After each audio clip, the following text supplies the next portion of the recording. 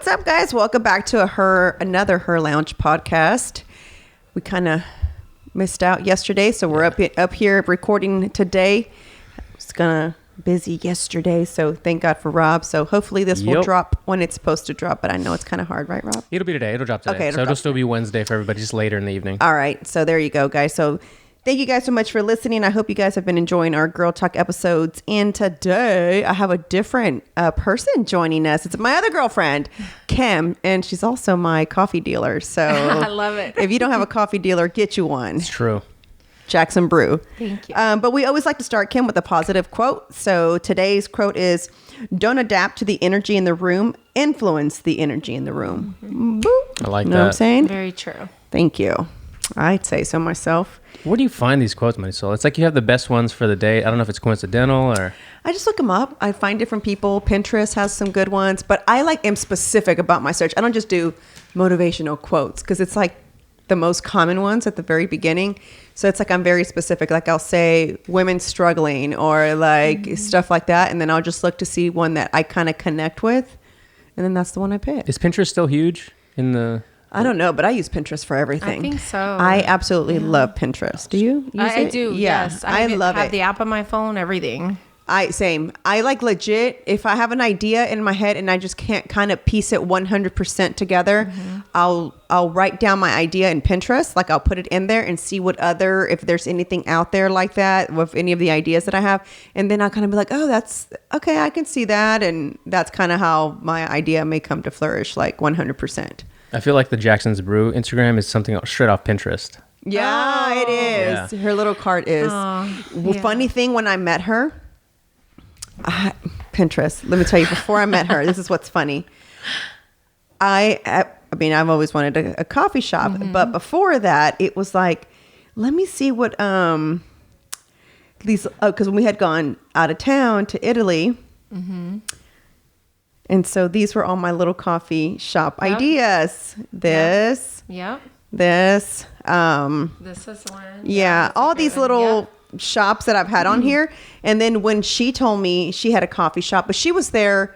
We were at a women's event, I think, right? Yeah. I think I just came as a guest. I didn't serve coffee that day. You didn't serve coffee? There was another lady. Oh, okay. Yeah. And sometimes it's nice not to work. Yeah, I bet. Actually come as a guest. I know. And when she told me that, and then she showed me the picture, I was like, what the fuck? I've always wanted a cart like this. Where'd you find this? I'm like, it's so cool. It's so cool. It's like really cool. But she went all out. You got that made like in Italy, right? And then you had it shipped over here. Oh, no way. Yeah. It was like an all out badass thing. So it's one of a kind. Not to brag, but there's no one else that has some shit like this. So that's kind of dope, you know? Is that what you see in Italy? Like those little trucks? Yeah. Yeah, you see those a lot. Cool. So, yeah, and I actually went to Italy as well in 2014, and that's kind of where I got the idea from. And I was like, God, how can I get this here? And so then I don't know, I just threw it out in the universe and it happened. But yeah, it's a lot of work. Yeah, I can imagine. Yeah. That's cool. Especially when it's so specific too. Right. Like it's not like not shitting on anybody who's just got like a brick and mortar or like, you know what I'm saying, just some regular truck or anything like that. But I was just saying it's so unique and it's so specific. It's like, you know, that's Jackson's Brew vehicle. Even down to like the color scheme was something that I've always wanted, like that Tiffany blue. Like I just love, since I was a little girl, I just loved that color. And so it was very important for me to like stick to myself and be true to even down to the logo design. Nice. So yeah. It's been fun. Was it hard during the pandemic? I mean, I know you have a regular job, but in the pandemic, did it kind of slow down? Money like stopped. I mean, all the events got canceled. So we do a lot of private events. She does weddings. She does like open houses. Yeah, I know. I always say, I'm like, okay, when I have a wedding, like I want a coffee shop. Sometimes I'm not an alcohol drinker anymore like I used to be. Now to me it's like, which coffee am I going to taste and how's it going to taste? After this next baby, you might be. Right, exactly. But like my thing had become wine for a hot second. So wine for me now is my jam versus like before my drink was vodka with a splash of cranberry. Like that was my drink all the time. It still is probably. If we go anywhere, that's my drink. And it's because I always feel like it's got the right amount of alcohol. And just a little bit of a flavor. And then really with two of those and you're good for the rest of the night. Like you don't need to do any more, for me at least. Okay. When I drank beer, that's a whole different story. That's when it's like, I'm not gonna lie. I think I've told Rob this before in a podcast. I could have easily had a 6-pack with no problem. I never was a No big beer problem. drinker, I so love I'm it. glad I didn't. But I was my vodka and my cranberry.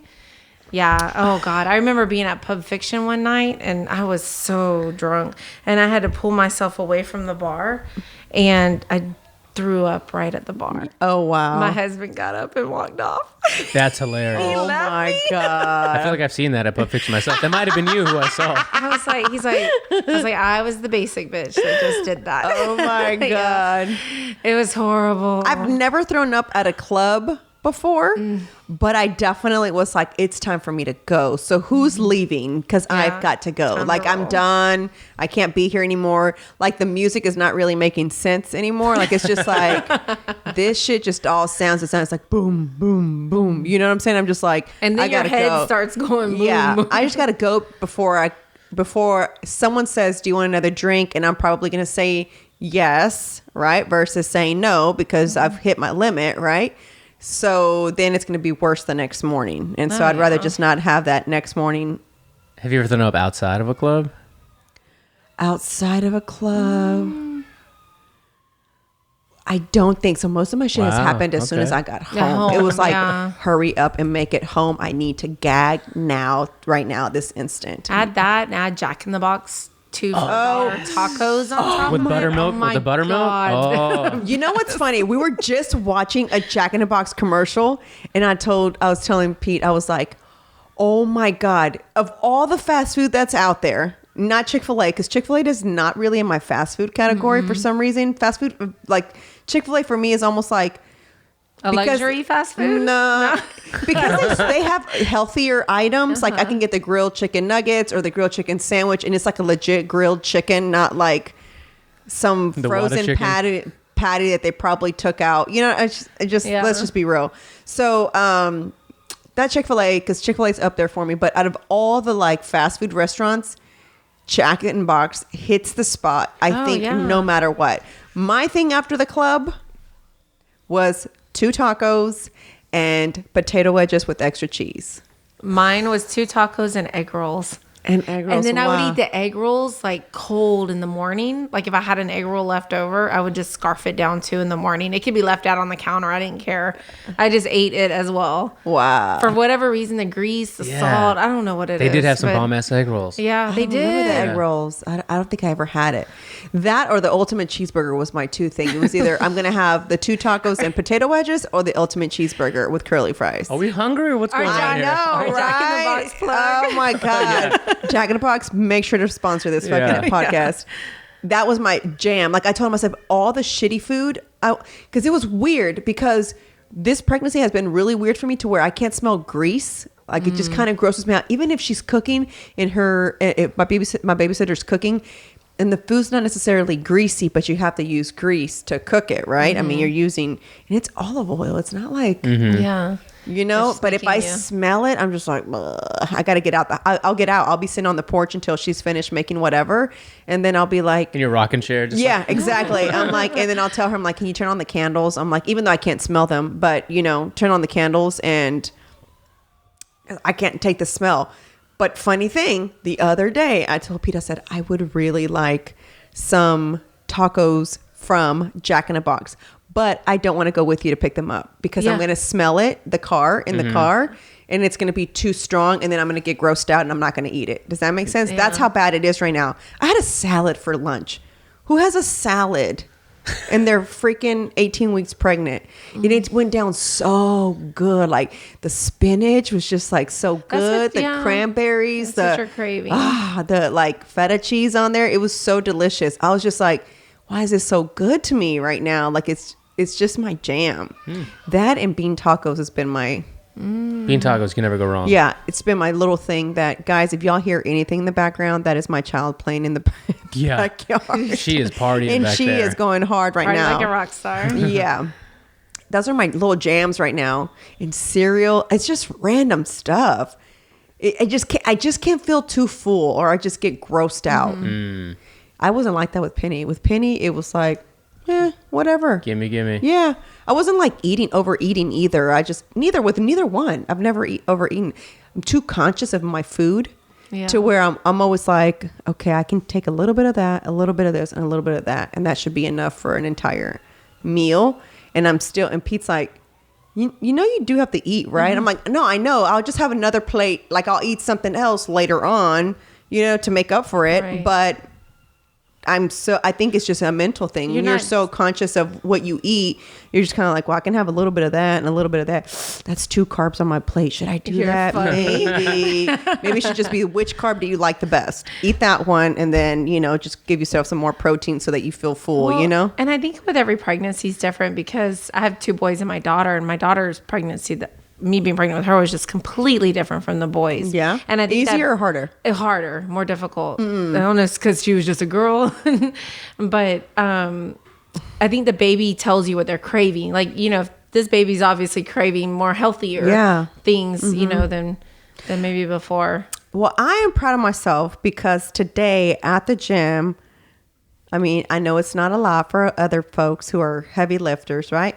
But I did 145 pounds today for that's deadlifts. good. I thought that was All right. really good. That's really good. Because with Penny, I lifted weights all the way through about, I think I stopped at probably right now I stopped, because that's when I found out that my fibroids were getting too big. And so I got scared. And so they said, you know, they start telling you can miscarriage a lot easier, blah, blah, blah. So to me it was like, okay, I guess. And in my midwife was like, well, just lift like 5 pounds. I was like, who lifts 5 pounds? The little pink I'm weights. not Yeah, the little doing pink 5 ones. pounders. No offense to anybody who's at the 5 pound weight. I was there once in my time, but I'm just saying it was like, I use 5 pounds to shadow box. You know what I'm saying? Like, I'm not going to use 5 pounds as my lifting number, Right. you know? And I had this conversation with my trainer. I was telling him, I said, for like a couple of weeks, I was a tad bit like depressed. Like, I was sad. Like, it was like, what am I coming to the gym for? This is pointless. Like, I'm not getting nothing out of this. Like, I really wanted to lift. And it was like, I would watch people lift and it would just make me angry. So I would go downstairs and just go do cardio instead, so that I wouldn't be in the area where they're lifting. And that's when I just turned to going to like cycling only. That's when I went just to straight cardio, because I didn't want to be around anything that had to do with weights, because it would just make me angry that I couldn't do it. You were cycling crazy. Yeah, I with was Penny. cycling. Yeah. I was like all on it. I haven't hit that part yet, so I'm still doing training with Sean, and I go cycle at Soul Cycle now. You can't record in there. They don't let you bring a phone in there. Yeah, you Oh, I can't did bring not know anything. that. Yeah. They want you to be 100% focused, and it's super dark, so even if I wanted to, you couldn't really see anything. Don't they have lights and stuff though? Doesn't it look cool? Or It's not? like a Candles. club. Yeah, it's like Yeah. a club feel. So Club they have like scene, yeah. neon and like 2 candles in the front, and that's about it. But there's a one girl that I like because she kind of gets you in the mood, and she has good music. So sometimes she'll do like Jeezy versus like Lil Wayne or somebody. So it's fun. So you go in there. So that's what I look for when I'm like, where is she? If she's not there, I'm not going to lie to you, I probably don't go. But she's probably my favorite girl. I forget what her name is. But I haven't hit the cardio hardcore yet. I've been just kind of been doing my own thing. I've been doing more like interval training myself. But eventually, when I know I'm not going to be able to lift anymore, I think that I really want to make it this whole pregnancy with lifting. I really do. Like, mentally, I've told myself, Can you still lift, but just lower your weight? yes, but I want to try to make it to where I'm not limiting wants to myself. Yeah, right. Yeah. Just gonna hop it in on her stage eyes. pregnant. Yeah, whenever like I can't lift anymore, I think that's when I will no longer see Sean, because again, it's going to make me mad to see Pete able to do stuff and me not able to do stuff. Even now, when I see him do stuff, yesterday he had us doing like the battle ropes, but Pete had to jump over the battle ropes, right? And so then he was like, okay, your turn. When it's your turn, you're going to do something different. I'm like, well, why? And he's like, because you're pregnant. Should you trip on the rope, what's going to happen? I'm like, You're right. Do lunges. that's exactly what he had me Yeah. doing, was lunges. The baby's Lunges, gonna come out with a battle roping, six-pack. but I was doing the lunges while he jumped. Yeah, You it's gonna know, be a buff ass baby. Yeah. I already have muscles, I was like- biceps, little 6-pack. man. And I guess like for me, because right before I got pregnant, I was already kind of starting to drop the weight. I was finally like getting near where I wanted to be, weight wise, size wise. Now I was focusing more on the diet and actually like trying to get my definition back. Obviously, I planned to get pregnant. It wasn't like, oops, you know what I'm saying? But it was like, you know, Oops. right? Yeah, it wasn't an oops. it was kind of like, hey, by the way, I'm about to turn 40 like soon. So, can we get with this? yeah, can we do Can we this? get with this? Because I'm about. And then it was so funny yesterday. I was watching, y'all. Penny did the cutest photo shoot. I cannot wait to post it because I love Barbie. Aww. So we did like a little Barbie theme because it's Barbie's birthday this month. Oh. And so anyway, she looks so adorable. And I said, I'm so glad I'm pregnant because right now just watching her just gave me the biggest baby fever just looking at how cute she looks. And I'm like, I'm so glad I'm pregnant because I would have been like, I'm getting pregnant today because just looking at her, I'm like, oh my gosh, she looked so adorable. So I was like, I'm so glad. And then I told Pete, I was like, I think right after this one, 6 months later, I want to get pregnant. He's like, what? I thought we were done. He's like, what happened? He's like, are you serious? It's like, maybe. It's like, all right, well, if you say, it wasn't even like fuck no, it was like, really? And then it was like, because okay. there's a lot of practice leading up to that. So of course, like, hey. So it was like, okay. And then I'm like, I don't think so. I say that right now just because I saw her and how Wait till that other yeah. one comes out. Because when I had my third one, I was like, what the fuck did I just do? Like, You're a baby girl? yes, Yeah. I was exhausted because I had these two boys that were just in football and very active, and we were already had a routine. And then I added a third one and a girl, and then she was lactose intolerant, all that weird stuff that we didn't find out about till a month and 2 months into her birth. And I didn't get any sleep. I mean, I love her. I'm glad she's here, of course. But man, I was exhausted. You have to say that, but Yeah. we get it. Of course, I love you, Claire Bear. If you're listening, We get it. We get it. you're my baby. She's the only one that lives at home because my boys are grown and moved out Oh, now. cool. So Wow. So you're being, guys, I saw an empty nester photo shoot on Instagram the other day. I didn't even know that was a thing. That is a And it thing? was like, They're celebrating or they what? were celebrating. Yes. It was so cute. I was like, How old I'm were they? going to be so old when that happens for me. I'm not even going to get to do something like that. I need to do that now. And I was like, oh my God. I guess there must be motorcycle riders or whatever. Like they must ride with the crew or something. And so their pictures were like empty nesters and they're like in love, like looking at each other like, like they have a little bird's nest here and it's Yeah. empty and they're like looking at each other like this. It was the cutest. And then at the end, it was like them on the motorcycle taking off and it said, we're done, and it was like, that's not going to happen for me anytime soon because, my babies are so damn little. Yeah. Kim, how old are your kids? 28, almost 29 next Oh, wow. this Wow. month. Yeah, Joseph will be 29 this month, and then David is 24, and Claire is 18. Oh, cool. Wow. Yeah, I was Young. not legal. I was not legal when I started, but like now, like what you're saying, like you lived your life and then decided Yeah. to have your family later. I'm the opposite, where I had the babies, right away, got married right away and had the kids. And then, my first was an oops because, we were still in high school and we got pregnant with him. And so, you get through all that and then wound up getting married later and then had the second and the third. But I have friends like, that can't just like, I can get up and go now, Yeah. but I have friends that have little ones and I'm like, well, just bring the damn baby with you. We can do this, Yeah. But they're like, I'm over some mom and the baby needs to stay on their schedule and their nap. And I'm like, no, they don't. I know, dude. It's That's gonna me. be I get so okay. frustrated when my friends are like, I've never been more than 2 hours away from my baby. I'm like, come on. You're going to lose your sanity. You know what I'm talking about? Like, Yeah. they get real crazy about So that. when I didn't have kids and my girlfriend who she lives out of the country now, she was like, oh, I had asked, she was in town visiting. She lives in Germany now, but at that time I think she was living in Bahrain or something like that. Anyway, she was in town visiting and I said, hey Ames, do you want to have dinner? She's like, yeah, let's do it. I'm like, okay. So how does 6 o'clock sound? She's like, I got to put Jonas down at 7 p.m. And I was like, For bed? Yeah. Oh, wow. And I'm just thinking like, so At he least can't 9. skip? Like, well, I just felt like he can't skip today. Like, he can't be Yeah. thrown off. And I was like, I wrote back, really? Question mark. And she's like, yeah. So can we do sooner? I said, so lunch? Because I mean, Yeah. anything before 6 is to me is like a Lunch, snack, yeah. lunch. I don't know. Dinner for a 60-year-old. Yeah. Let's do Yeah. 4:30. Yeah. And so I was like, oh my God. And I remember I was like telling my ex, that's who I was with at the time. I said, so annoying. People that have kids. I'm like, gosh. I'm like, they can't do anything, blah, blah, blah. And then it's funny because I know why you have to keep these damn kids on a schedule because then it throws them off. It throws your schedule off. And then it's like, your day's fucked. You know what I'm saying? So it's like, no wonder she was like, sorry, he's got to go to bed at 7 because I am not fucking with this. She's good though. She's such a good mom. You know what I'm saying? Because like, she's got those kids on it. Yeah. Like this time to this time is your iPad. You better choose wisely what you want to do on your iPad. And then it's like, they have to read. You know what I'm saying? Because she's a huge reader. I thought you said breed. No, reader. First, I was like, wait, what?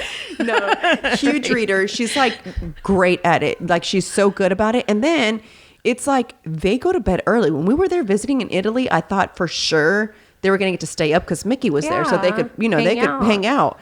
It was like, no, it's their bedtime. They've got to go to bed. Damn. And I was like, wow. But I get it because it's not fair to her that her schedule get thrown off just because she has guests and now she's fucked. But my point was, they go to bed early so that she can have her alone time. Yeah. And then it's like her wine time with her husband. They play dominoes. They play like games or whatever it is. It's their alone time. So when she broke it down where it's like, if you don't make that alone time at the end, you just start to create this like gap between you and your husband, and it just kind of gets weird. And you know what I'm saying? There's no togetherness. Right. At that point, you're just kind of sharing a house with kids, and you're just kind of living life, you know? And you start to let the kids kind of run the roost, you know? And so even when I was a teen mom with Joseph, I grew up in a military family. So we were always in bed by 8:39. It was like 8 o'clock, start getting ready for bed, brush your teeth, take a shower. In your room, lights out, 9. So with my 2 boys, that's how I ran the show, was in bed. I needed that time to be able to just relax, watch Desperate Housewives at 9 o'clock, whenever the hell it came on back then, you know, like Grey's that was Anatomy. Yeah, Grey's Anatomy, like those were my shows, and I needed that downtime because I worked full time as well.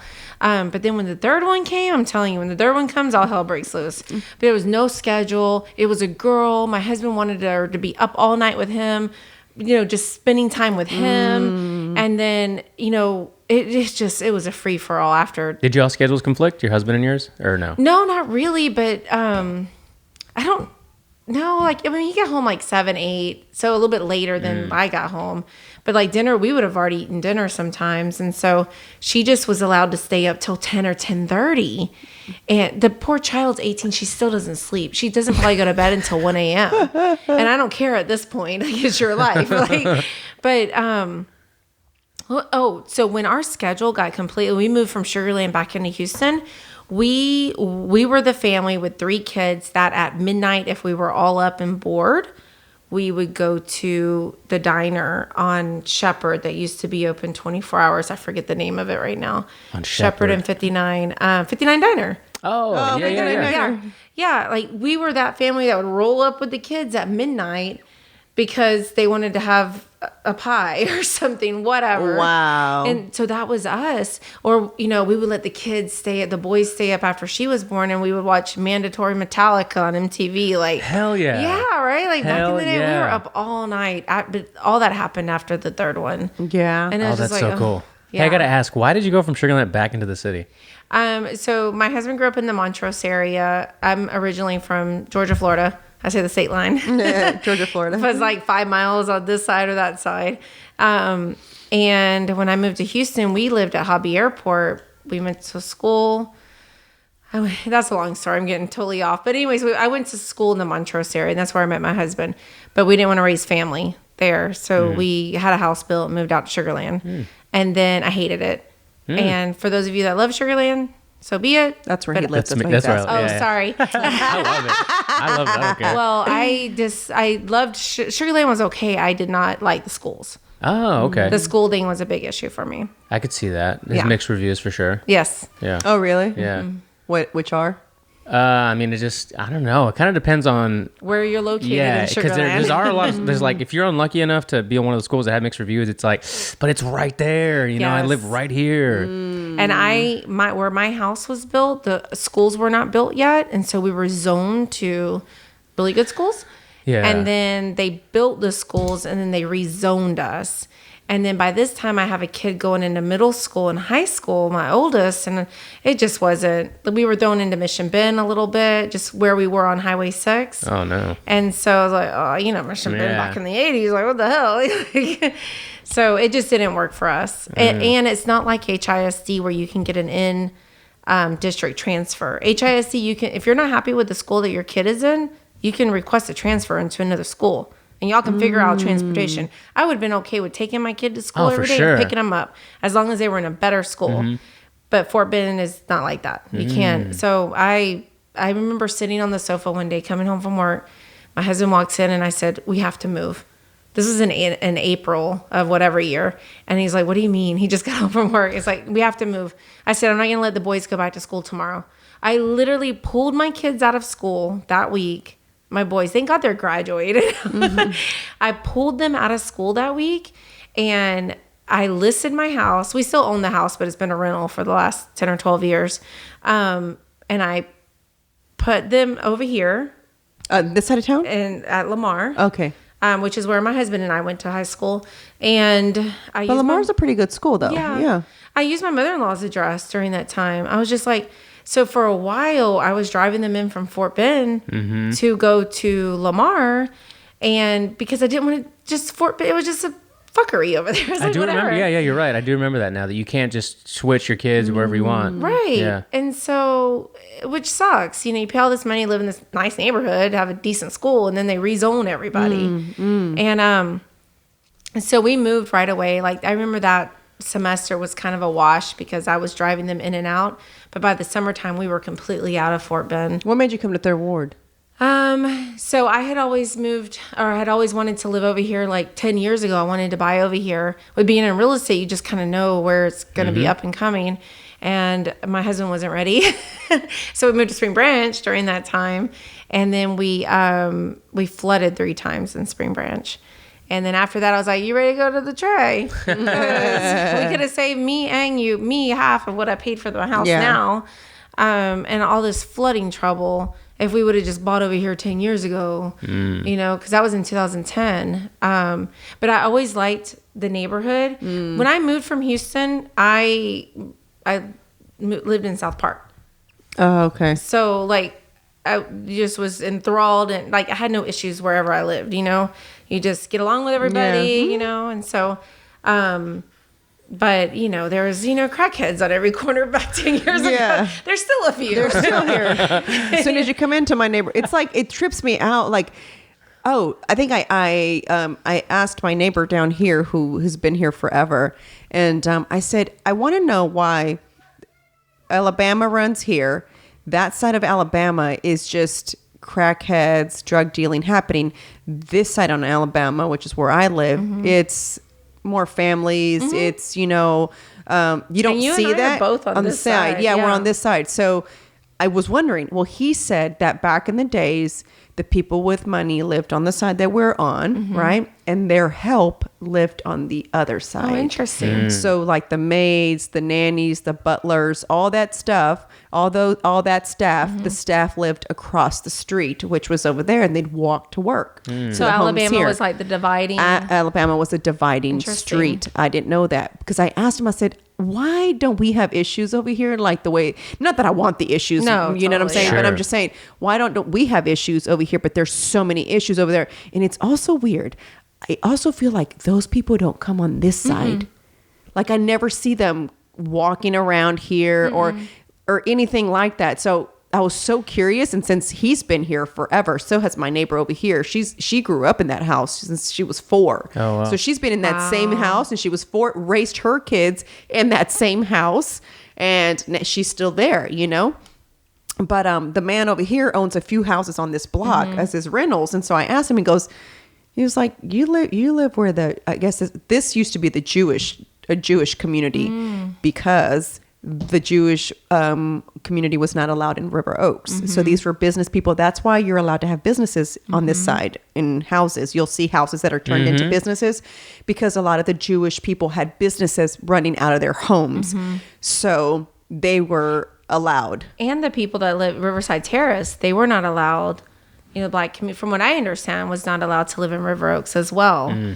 So they built Riverside Terrace, which is back there, which is McGregor and all that. That's where like doctors and all that live. Yeah, all them live. That's where Beyonce grew up on further down that way. So you're correct. And so they were allowed, the Jewish allowed them in their community. So that's how this was a black upper-class black community and, up in Jewish. So, and then the Help lived over there. He's like, that's why you'll see like a lot of the, they're crack houses over there. They're like falling down, and it's like you don't see that over here. Crack land's expensive right now. But did you see how they just redid that house in the corner of Alabama, a catty corner from that Delano store?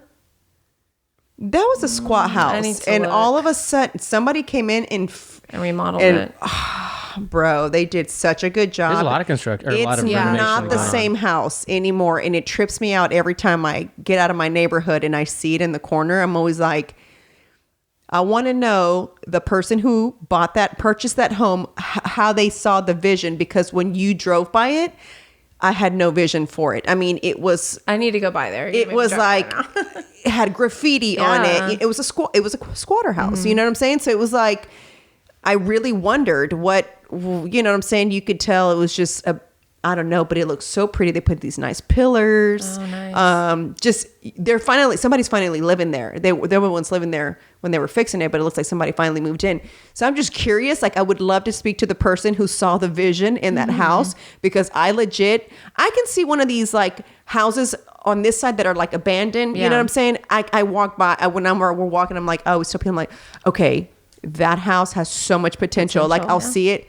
That house, I saw absolutely zero potential. I felt like it needed to be knocked down and started from scratch. And they saved it, which I know that's like a trick that builders do. They try to keep some of the old so they don't have to consider it a new construction. They're able to go around a lot of permits, etc. So I was like, oh my God. You know what I'm saying? I was like, that house needs to be. I just thought like they probably was like rat shit, like and for needles, human shit. Human shit. I just thought everything was in there. So for them to even see the vision is amazing. I'd love to speak to the person who like.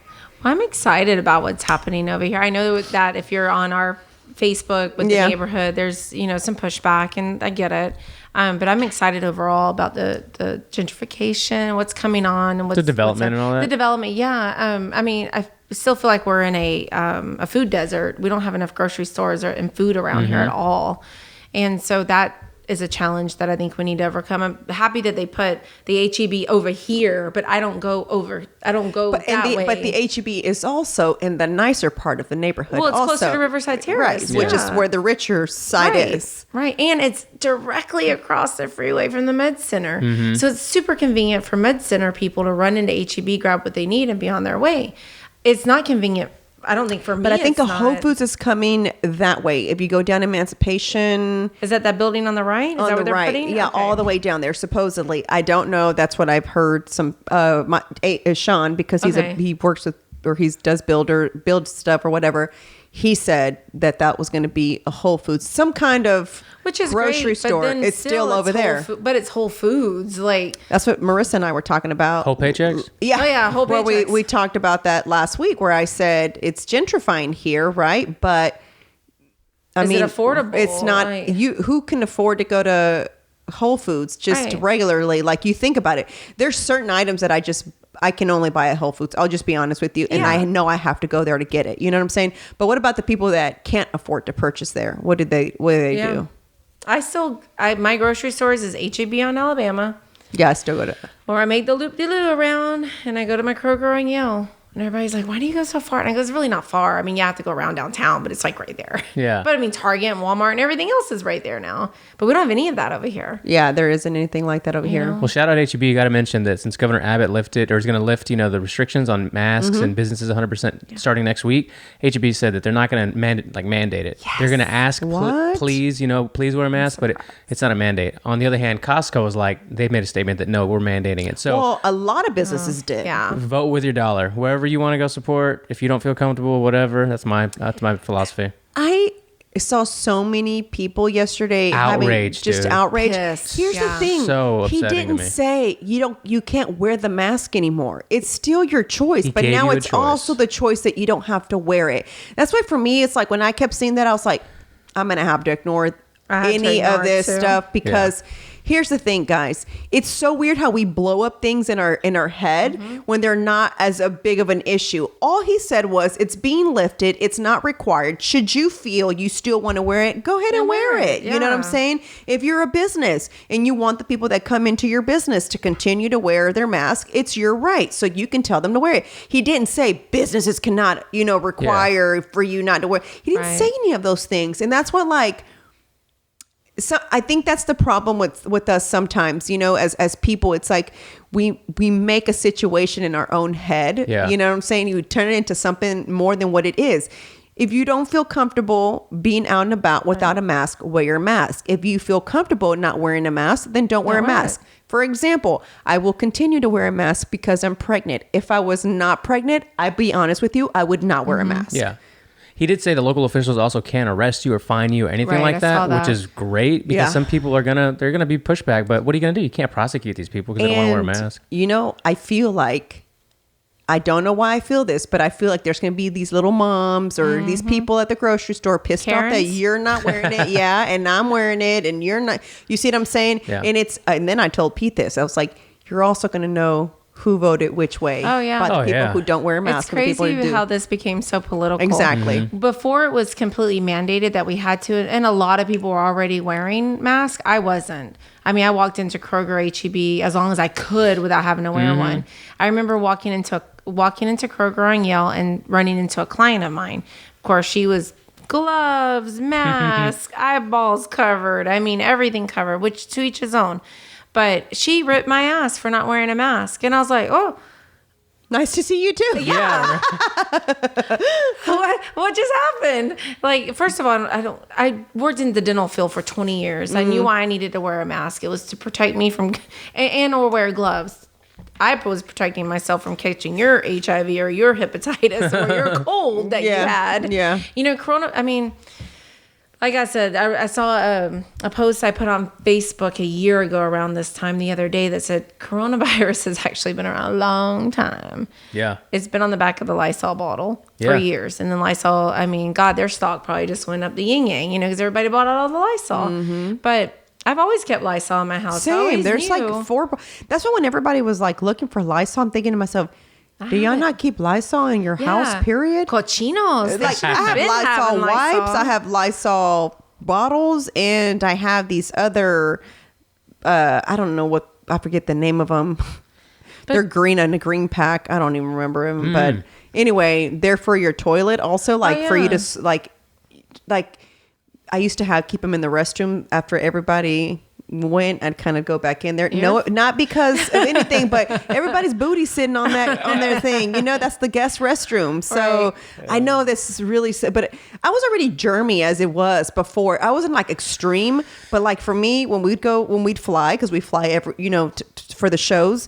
Before I'd sit down, people would be like, "Oh, can you do that sitting down?" Before, like, he'd be a little embarrassed, but I'd be like, "Don't touch it." I'd grab my wipey, I'd wipe down our things, the seatbelt, and then I'd enjoy myself. I wasn't all like, "Ooh, don't touch me," but I just what's didn't sad like it. is that they should have been wiping all that shit down to begin with anyway. For sure. Yes, For sure. And now it's like what my biggest thing was going to the movie theater and putting my head on the back of the headrest. Yeah. That was like one little thing that always like got me crazy. And so I started going to the movies with a hoodie on.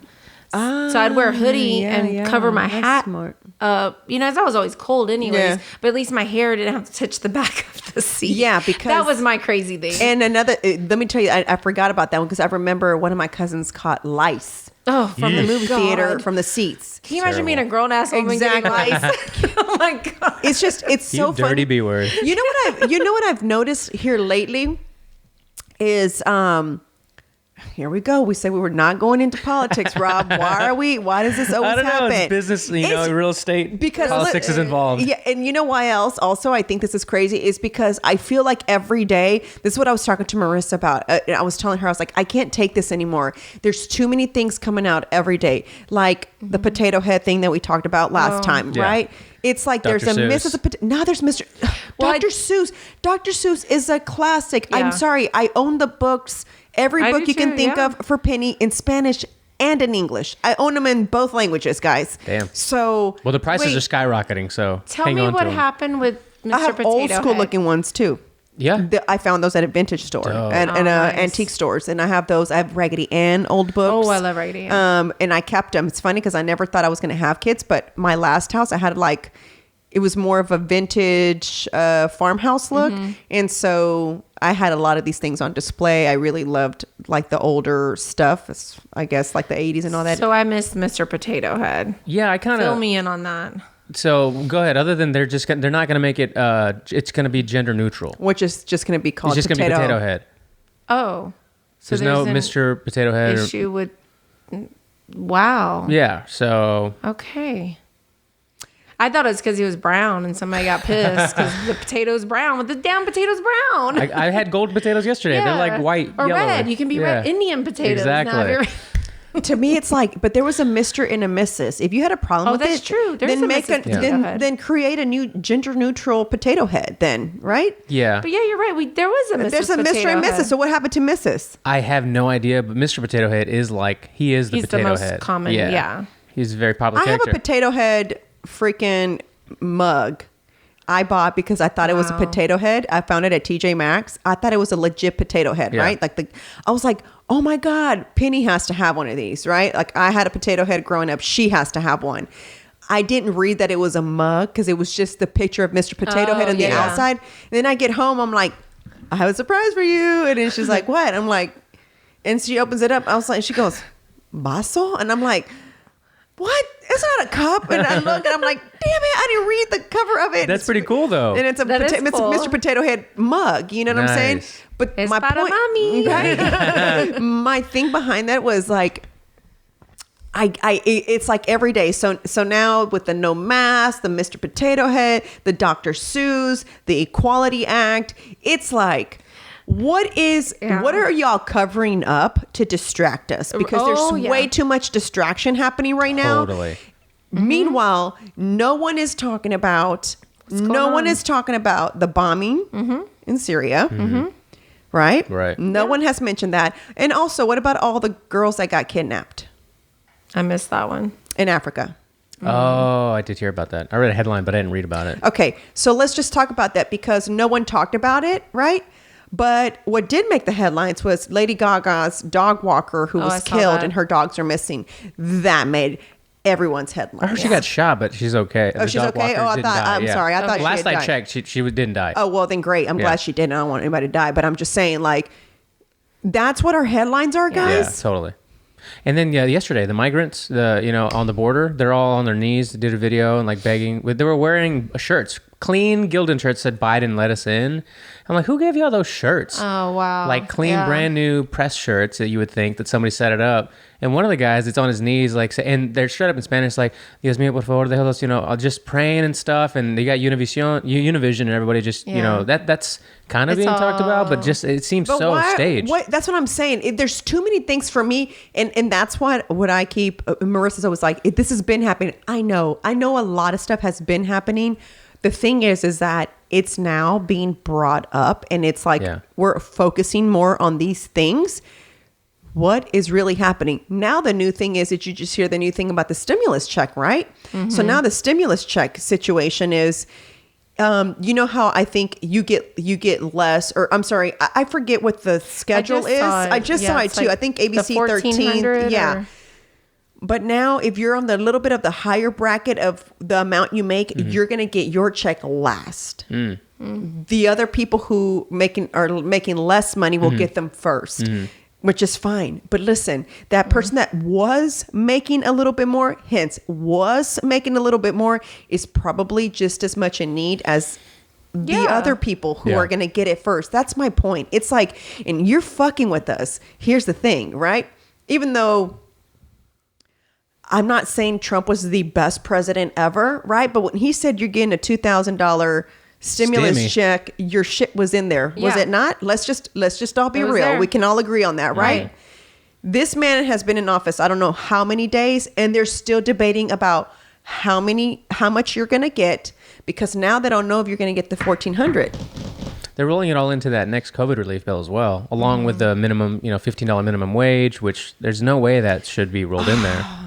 That $15 minimum wage is ridiculous to me because, listen, if you're a small business owner, okay, let's just say right now you're charging somebody $10, paying somebody $10 an hour, right? So that whatever item you're selling can stay pretty reasonable, so that you're still making a profit, you're able to pay your people, etc.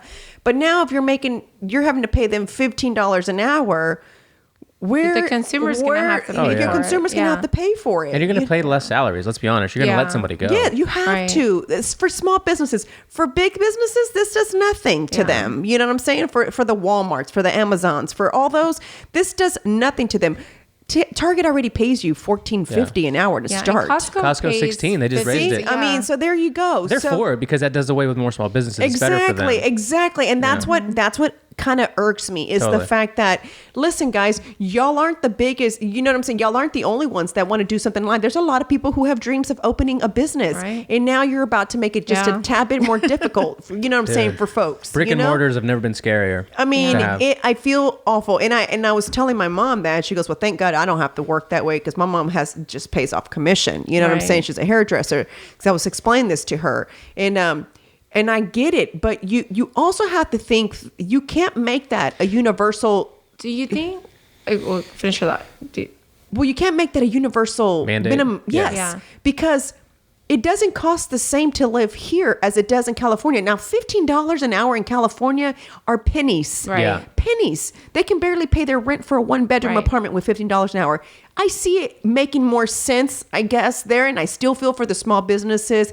But it's so expensive to live there. I don't know how people survive there. I really don't know how people survive there. They're all moving to Texas now. Yep. I was going to say, I know you had to hold that thought so you don't forget it. But on our Red Belt Tamales post, like a lot of people, a ton of comments are like, just got here from Cali. Oh my God, I can't believe how much better life is. Our expenses are cutting, half. And my family's already loving it more. The schools are better. The communities are better. All this stuff. And it's just like, cool. They always say, just don't bring your politics here. Yeah. And, live a fruitful life. Don't turn Texas into California. Right. And I see on the real estate side, all of last year we were writing up contracts, and I see this with my agents. We're getting outbid because they're selling their homes over there and getting cash, and they're coming here with their money and they're paying in cash for these houses, which is great. But our Texas people are getting outbid.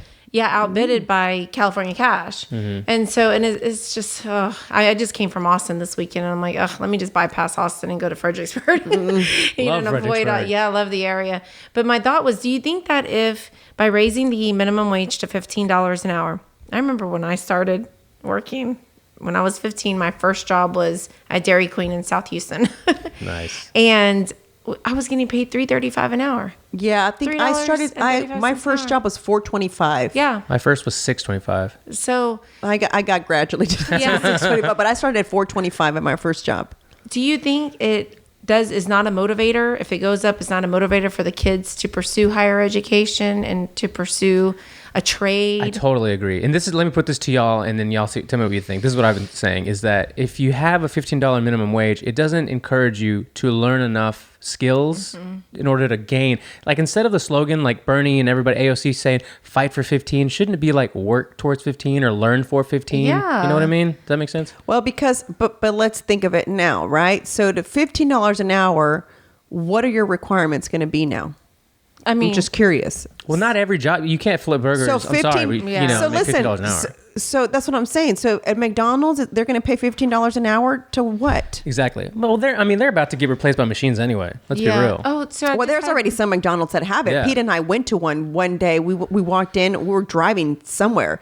We walk in. There's just one person. There's cooks back there, but just one person at the registers. They have like kiosks, and they right? have kiosks. I saw those too. And I said, "What's going on here?" And he goes, "What do you mean?" I was like, "What? We're the humans. I'm so confused right Robots now." took over. Yeah. He's like, "You place your order over there. Should you have any problem, you can just come talk to me." So they just have one person working. They had 6 of them. So 1, 2, 3, 6 kiosks. You come in, you can still sit down, Wow. you still do the whole thing, but the only people working is the one guy behind the register. And then I guess just in case something goes wrong or you don't have a question. And I'm like, hey, how do I find, and I'm like looking. Smart work for us. We should get paid. I just thought to myself, I'm like, okay, I think I have to be kind of up to date with Tech. social media and tech because of what we Technology. do, right? And I just really didn't. I was like, what? I was like, where do I? Okay, I'm like, this is awful. How was do like, I tell you I don't want onions? Yeah, Like, exactly. It's just too much more It's stuff. so much. It's just annoying to me. And I know like Buc-ee's has it when you order like tenders or anything like that. Yeah. But there's people working all over there to where if you had a question, hey, how do I blah blah blah? You just go tell them. You see what I'm saying? Panera's the same way. The Panera on West Gray. I walk in there for lunch every now and then, and they have 2 or 3 kiosks and only one lady behind the register. And then to get your food is super weird too. Like pickup is odd. So it's like, I don't like this. That's how I felt about grocery stores early on when you had to start checking out. I was like, I didn't come to grocery stores to check out and bag my own food. I still don't do it. I don't. You know what I mean? I don't. do a lot I don't of it. bag my own shit. I don't want to go through there. It takes way longer. You do it faster. You already know what code to put. Yeah. I've tried it before when the lines are so long, and I'm just like, ma'am, can you help me? It's not reading my bananas. You take longer to Yes, self checkout. exactly. Totally do.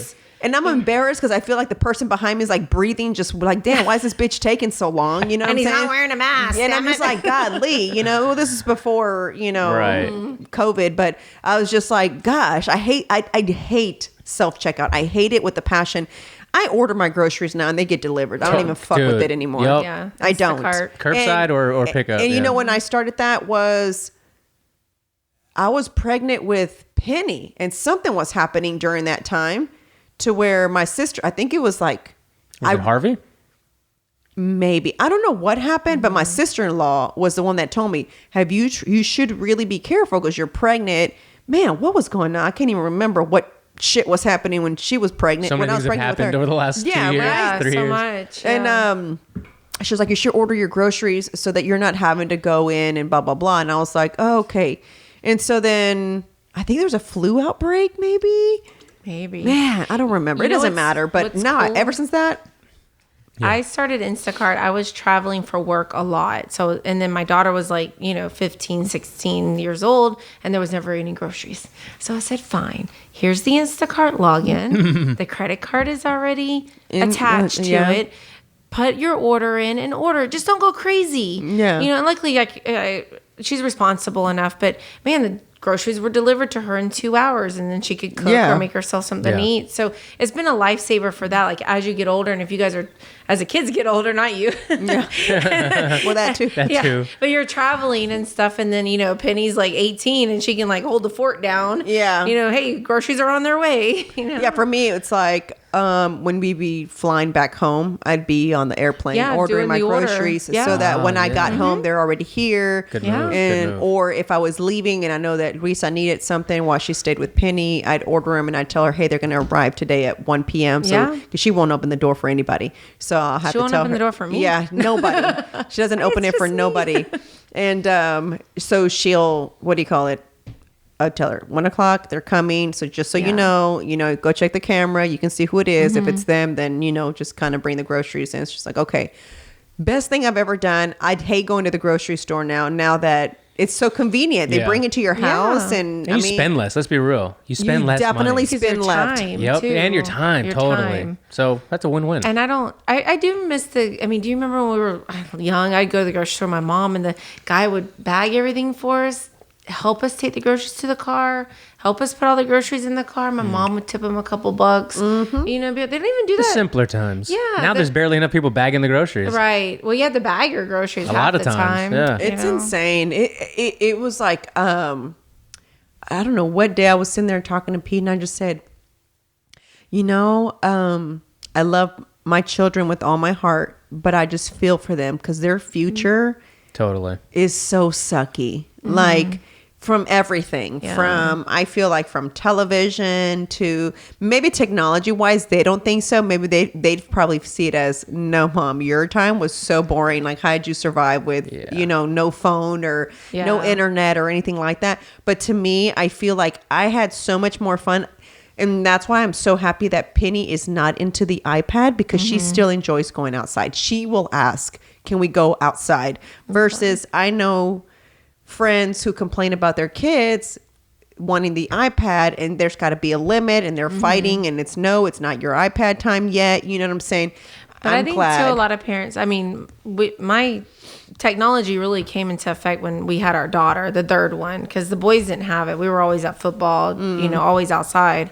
And then I remember it was Hurricane Ike or something, I think it was Ike. And we lost electricity, but we had enough juice on that iPad. I mean, not on the iPad, on the laptop. We had a laptop.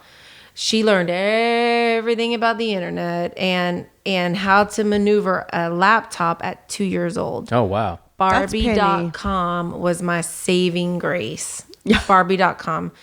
And I feel now like I look back and I see kids who are always on their pad, their tablets and stuff, and they're not outside running around and learning how to ride a bike. Yep. You learn how to do simple things that we've all grew up doing. So technology is a good and a bad thing. It just has to be enforced in such a specific way. Like, you have to have those boundaries. Like, luckily the twins love being outside, but they love playing Xbox and being on the tablet. But it's so 50-50 that I can't complain. Yeah.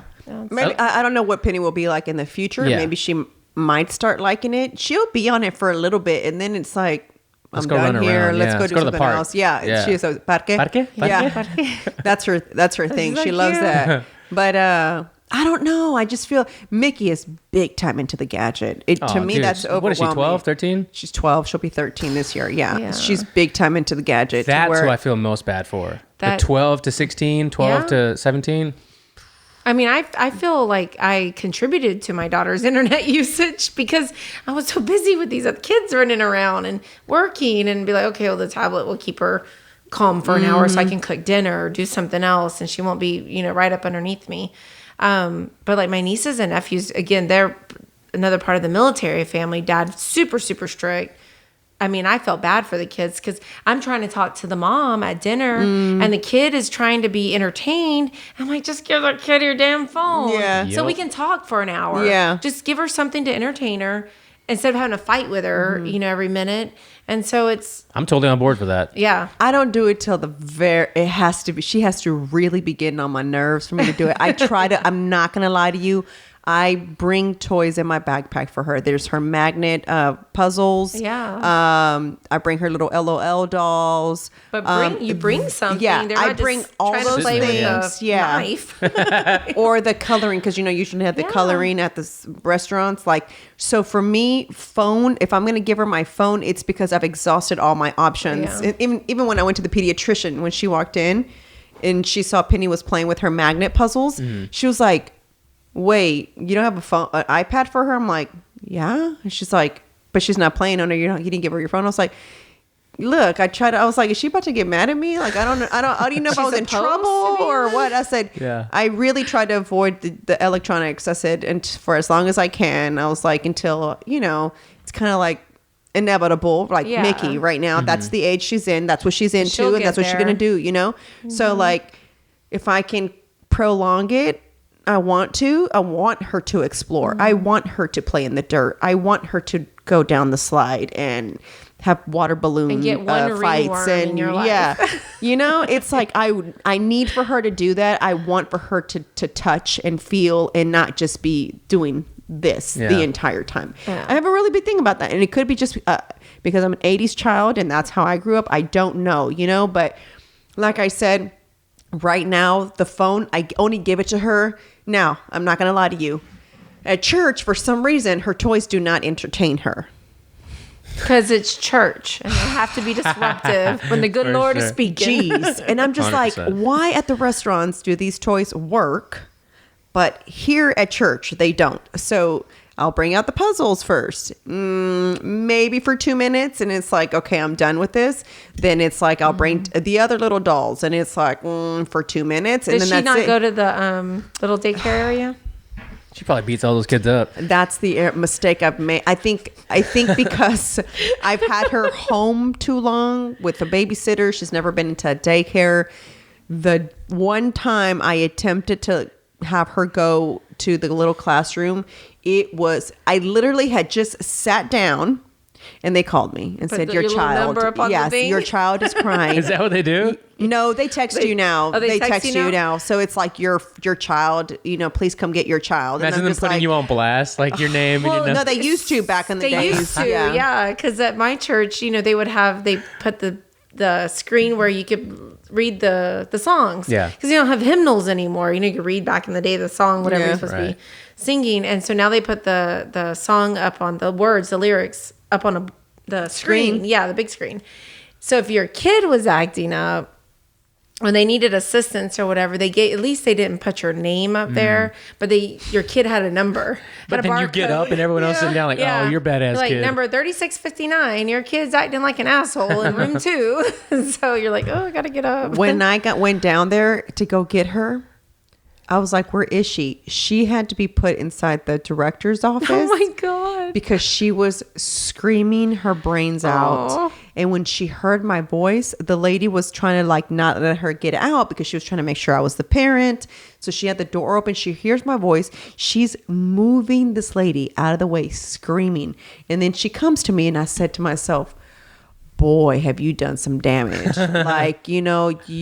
This is why next year I really want her to go to school 2 days out of the week, because the day that she does legit start school, I don't want to have these issues to where she's screaming her brains out. I mean, I have a babysitter here because it's, for me, really more so a peace of mind for me than her going to a school, right? Right. But I guess I feel her interaction is with Luisa's grandkids. So I feel like the interaction is there with someone else, but she knows the person there. So she knows that Luisa is her babysitter. She knows that she's there. It's a familiar face. She's not afraid, right?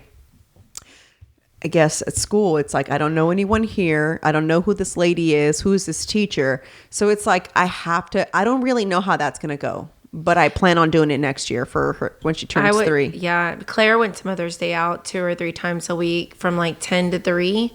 And I had, after the 3rd one, I went part-time. So I was like, okay, I can't do it. I'm exhausted. So I worked, 10 to 3, her daycare hours, those 3 days a week. And it worked out great. That way, and it was through our church. So she had Mother's Day out through the church, and then she got to know the kids and all that. But, she did have the 2 big brothers. It'll be a wake-up call for her when the baby comes, too, because she's going to have to learn that now your time is divided, with this infant now and stuff. So my niece never went to daycare. So my kids always went to daycare, even especially with the boys, because we were back at work right away.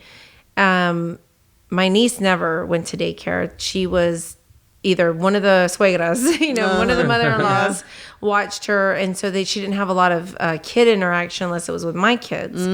Stilton, she's 18 now. And still to this day, she's very introverted, she's completely fine being left alone. Solitude, which is great. But I always wonder, maybe she didn't get enough interaction with people when she was little, or learned that not to fear groups of people, or parties of 5, or 10 kids, and learn how to share and learn how to. And my daughter, they're only 2 months apart. My daughter's super more. I don't like to word the aggressive. I like to say leader, but Claire can be passive aggressive, or she just. And maybe it's because she grew up with 2 older brothers. She just doesn't let anybody pick on her, and she speaks her mind freely. And she will also be the organizer of hey, we're gonna go do this on Friday night. I'm picking you and you up, and her cousin will be included in that. And then Claire will come and be like, my God, I had to do everything, Mom. She doesn't do, she didn't organize anything. She didn't bring the picnic or whatever. And I'm like, well, it's just your personality, like me. It's if we're gonna do my girls' weekend this weekend, it was all right, I want to get. I had 13 of my closest friends. None of them knew each other. They all knew me. So I got the Airbnb. I got the limo, picked out the wineries, organized all that. And I was like, okay, you bitches are cooking. I did all this. The rest is on y'all. That's cool. Where'd y'all go? We went we got an Airbnb in Bee Cave.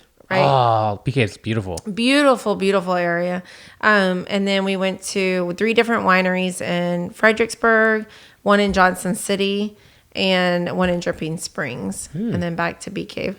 our neighbor, the neighbor at the Airbnb came out and yelled at us. We weren't doing anything. Oh, wow. I was like, there's 12 women. We were in a circle around the fire. That right there, I don't believe you. Yeah. We weren't doing anything. We weren't doing 12 anything. women. We were just lit talking. on one. laughing. Yeah. We were loud as shit. But we didn't have any music playing. But we were just loud. You know, some of us were louder than others once the alcohol kicks in. Well, if y'all like golf, Willie Nelson's golf course is up there. Okay, so that's funny that you say that. This is where it really ticks me off is that our Airbnb was on Willie Nelson's. Oh, dope. Well, the first one. Oh, okay. So booked, paid for, this beautiful, and it was on some acreage. So we could be beautiful, loud. yeah. Oh, wow. And we could run around butt naked if we wanted to. Like, no big deal. Now you're talking. Right? And so Monday after the ice storm, I call my Airbnb and I'm like, hey, we're coming in on Friday. Just want to make sure you guys have checked the pipes. There's no leaks and you have hot water and the heater's working. Like all those things. And they're like, yeah, house is great, blah, blah, blah.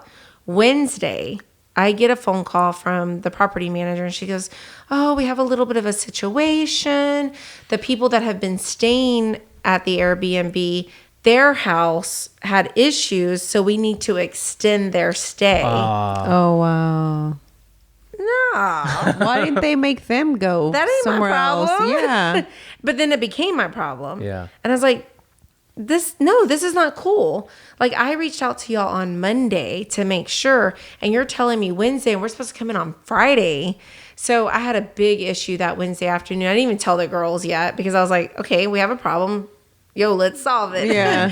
You know, and so they gave me an immediate, after I complained greatly, I was like, this is not my fault that their house has issues. I feel for them. My house had issues, you know, but put them in another property, put them in a hotel, like do something else because I have had 13 Wait, since girls. when is it their problem to find them a place to stay? Exactly. I was so confused. Were they not trying to give you a refund, or what do they want to do for you? Like just like wait, They put it wanted off. they wanted me to reschedule or cancel my trip. What? And I said, no, I have 13 girls coming in from all over and from, Coming in smooth. well, look at I that. know, right? Where's mine? No, no, you're good. But had all taken time off from the Friday from work, from their families, some with kids, for us to have this weekend. I'm not just going to cancel it and reschedule at the Airbnb's convenience. Hell no. So luckily I was able to get a refund, an immediate refund, because I couldn't wait the 10 days to get it back from Airbnb. Like all this money had already been paid. And then I had to find another house that could fit so many women. On such short notice. On very short notice. And luckily I did, but I had to deal with the cranky ass neighbor. But the one house was going to be on Willie's property. Cool. Well, if you get a chance to go back there, it's pretty cool. Yeah. We got to check that out. I've been wanting to go something like that, like away from everything, just kind of listen to crickets. Dude. And, The Messina Hoff cabins are wonderful. Messina Hoff Really? Winery, the vineyard there is beautiful too. And they just opened one here in I saw that. in 99 and like Katy, Richmond kind of area, like beginning of Richmond. Beautiful stuff. But if you go to Fredericksburg, it's like it's a whole nother level because the whole hill country is just right around you. It's beautiful. my sister loves it there. She Yeah. loves it there. Every time she actually got proposed to there. Like she loves. My sister got married there. My older sister, yeah. Yeah, she loves it there. I still haven't been. I You'd still love have it. not been. Yeah, that's where you should want to go once you get your wine tasters back. Yeah. Go there. Told her if she wasn't popping out of the baby, she could Yeah. came this weekend. 13 women though, Kim. I don't know how you I'm- did okay, that. That's so- too many. You I'm said not what I gonna was lie. thinking, Marisol. I didn't want to say it out loud. I So- can't. And I'm a social butterfly. Like I love, mingling, but mingling, like we're right here. Yeah, all y'all Yeah. bitches finna go home in a little bit. Yeah, You know yeah. what I'm saying? So we're cool right now. But all of us, And so no many one different knew each personalities. other. And no one knew each other. No one knew each other. That's scarier. So many different That's what personalities. Penny felt like in that daycare. What the All fuck? y'all in daycare And I don't know today. English, motherfucker. I'm barely communicating. No English, yes. Poor baby. Oh my God, that's so true. Oh But I my will God. say, after it was all said and done, we had a good time. But next trip we'll be like 8 people maybe. We're gonna cut that size in half. Yeah. I can do 6. I think that's my. Yeah. Well, if they're listening, I'm like, man, who's gonna get cut next year? Yeah, I know, sorry, girls. We went on a trip to Austin one time, and it's my girlfriend Rania. She's been my friend for years, but this was I forgot why she actually put this together. Doesn't matter. Excuse me. And then so.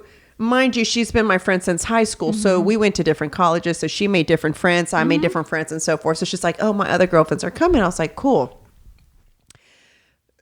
It was just too many personalities. And I'm somebody who I immediately will kind of push away if I don't like this certain energy, and I just don't want to be around it. And then I do a bad job of like pretending, and then because I just don't do a good job, so I just won't talk to you, all right, so that so that I'm not rude, or just so that I don't say something stupid.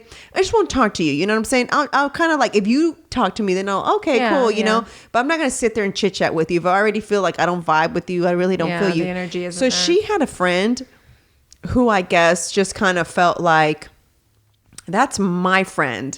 You know what I'm saying? We're best friends and we're roommates, and you know what I'm saying? So But you what guys is going have been on? high school friends. Yeah, she and I have been high school friends. And my other girlfriend that was there, she and I think Andrea and I were her friends, have been her friends the longest, because we've known her since the 10th grade, you know?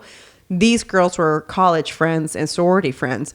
So they're, you know what I'm saying, met them later on in life. But anyway, I just couldn't do it. I was so ready to go home, and I just kept thinking like, fuck, this is the first day here. I gotta do 2 I more was nights. like, we don't leave till Sunday. And I was like, wow, she's crying in the bathroom. Oh, yeah. I feel like We had you're a little bit of that. excluding me. Oh, no.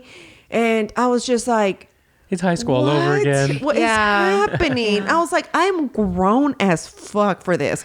And mind you, I was only in my early 20s, but I was still grown. Like, I lived on my own. I paid my own bills. I didn't, you know what I'm saying? So I didn't deal with, usually the people I was already hanging out with were a little bit older. Some of them had families already because of my work environment. You know what I'm saying? So I was the youngest at the call center that I worked at. So a lot of people that I had become friends were a lot older than me. So their lifestyle was a little bit different than from what I was used to. You know what I'm saying? So it was just crazy. I was like, why is she crying? Yeah. She's like, well, she feels like she's being excluded because I'm not talking to her. I was like, whoa, that's too much. I was like, I can't. How do you deal with that? I was like, and she was pissed and took off in the taxi because Uber was still not around. Oh, wow. So she Taxi. called a taxi, and the taxi took her to back to the hotel, and she was just pouting at the hotel. Yeah. And I was just like, and we went to the club. We circled, Still went out? still went out. And the people that were left to go to the club were people that it was us. So then it went fine. All the other people kind of felt like, oh, this is weird. We're going back to our room. You know what I'm saying? So they left, and it was just us. It was and just I was you, like, the Mean Girls? Yeah. Just the Mean Girls Club? Yeah. I was like, oh my God, I'm glad it's just us. Because I was like, I can't take it. I can't. Like, I don't know how to. I get real weird. Like it's weird because I wasn't like that. I developed that. Is it just because y'all are getting, no Maybe offense, older. as you get older? I think so. Yeah. Because I could tolerate more when I was younger, to where it was like, whatever, bitch, you crazy, you know, and that would be it, you know. But I think as you like mature, you just kind of feel like, I just can't. Like, I can't. And that's what I felt this week is like every one of these ladies, definitely a handful or even less than a handful are ones that I'm really, really super close with, that I've known forever, that know everything about my life. Yeah. And then, of course, then the circle gets a little bit wider where the people know you, but not, you know, and then it kind of goes off. Different tiers of friendship, right? And women are funny. Like, I can go with some friends, not talking to them for a while, and then pick up the phone and we talk like it was just yesterday. No big deal. No feelings hurt. Everybody just busy with their life. And then other friends are butthurt. I was a butthurt friend because one of my childhood, like 7th grade best friends wound up marrying one of my husband's best friends. And then she just like stopped talking to me. And I was very upset about it. I didn't know what happened. What did I do? I always felt like, what did I do? Did I do something? If I did, I'm sorry. But like, what's going on? You know, I've been friends since middle school. But her mom wound up passing away last year, and this will probably get around, whatever. But her mom passed away last year of COVID, and which was very surprising and very shocked. And so we went to the funeral. But before that, I sent her a long text message, you know, and I said, I don't even know where to begin. Like, her mom was always just an amazing woman, but I don't know what happened. I know this isn't the time nor the place to talk about us, but I want to revisit that. I want to know what happened. Like, I'm here for you no matter what. And so that happened, you know, in the fall. Still didn't hear from her. Went to the funeral, did all that. And then when planning this for my birthday, I just didn't invite her. And I don't want to.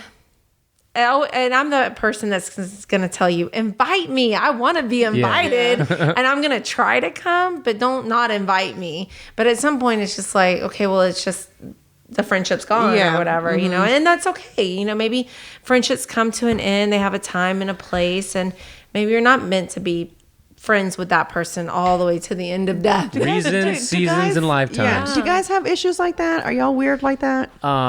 Personally, you're talking to the wrong person, because I will cut you out real quick. Same. Bro, I just can't, man. I can't. love you. If you need something, holler at me, but I can't do this. Same. Yeah. Same. Too much energy. That's me.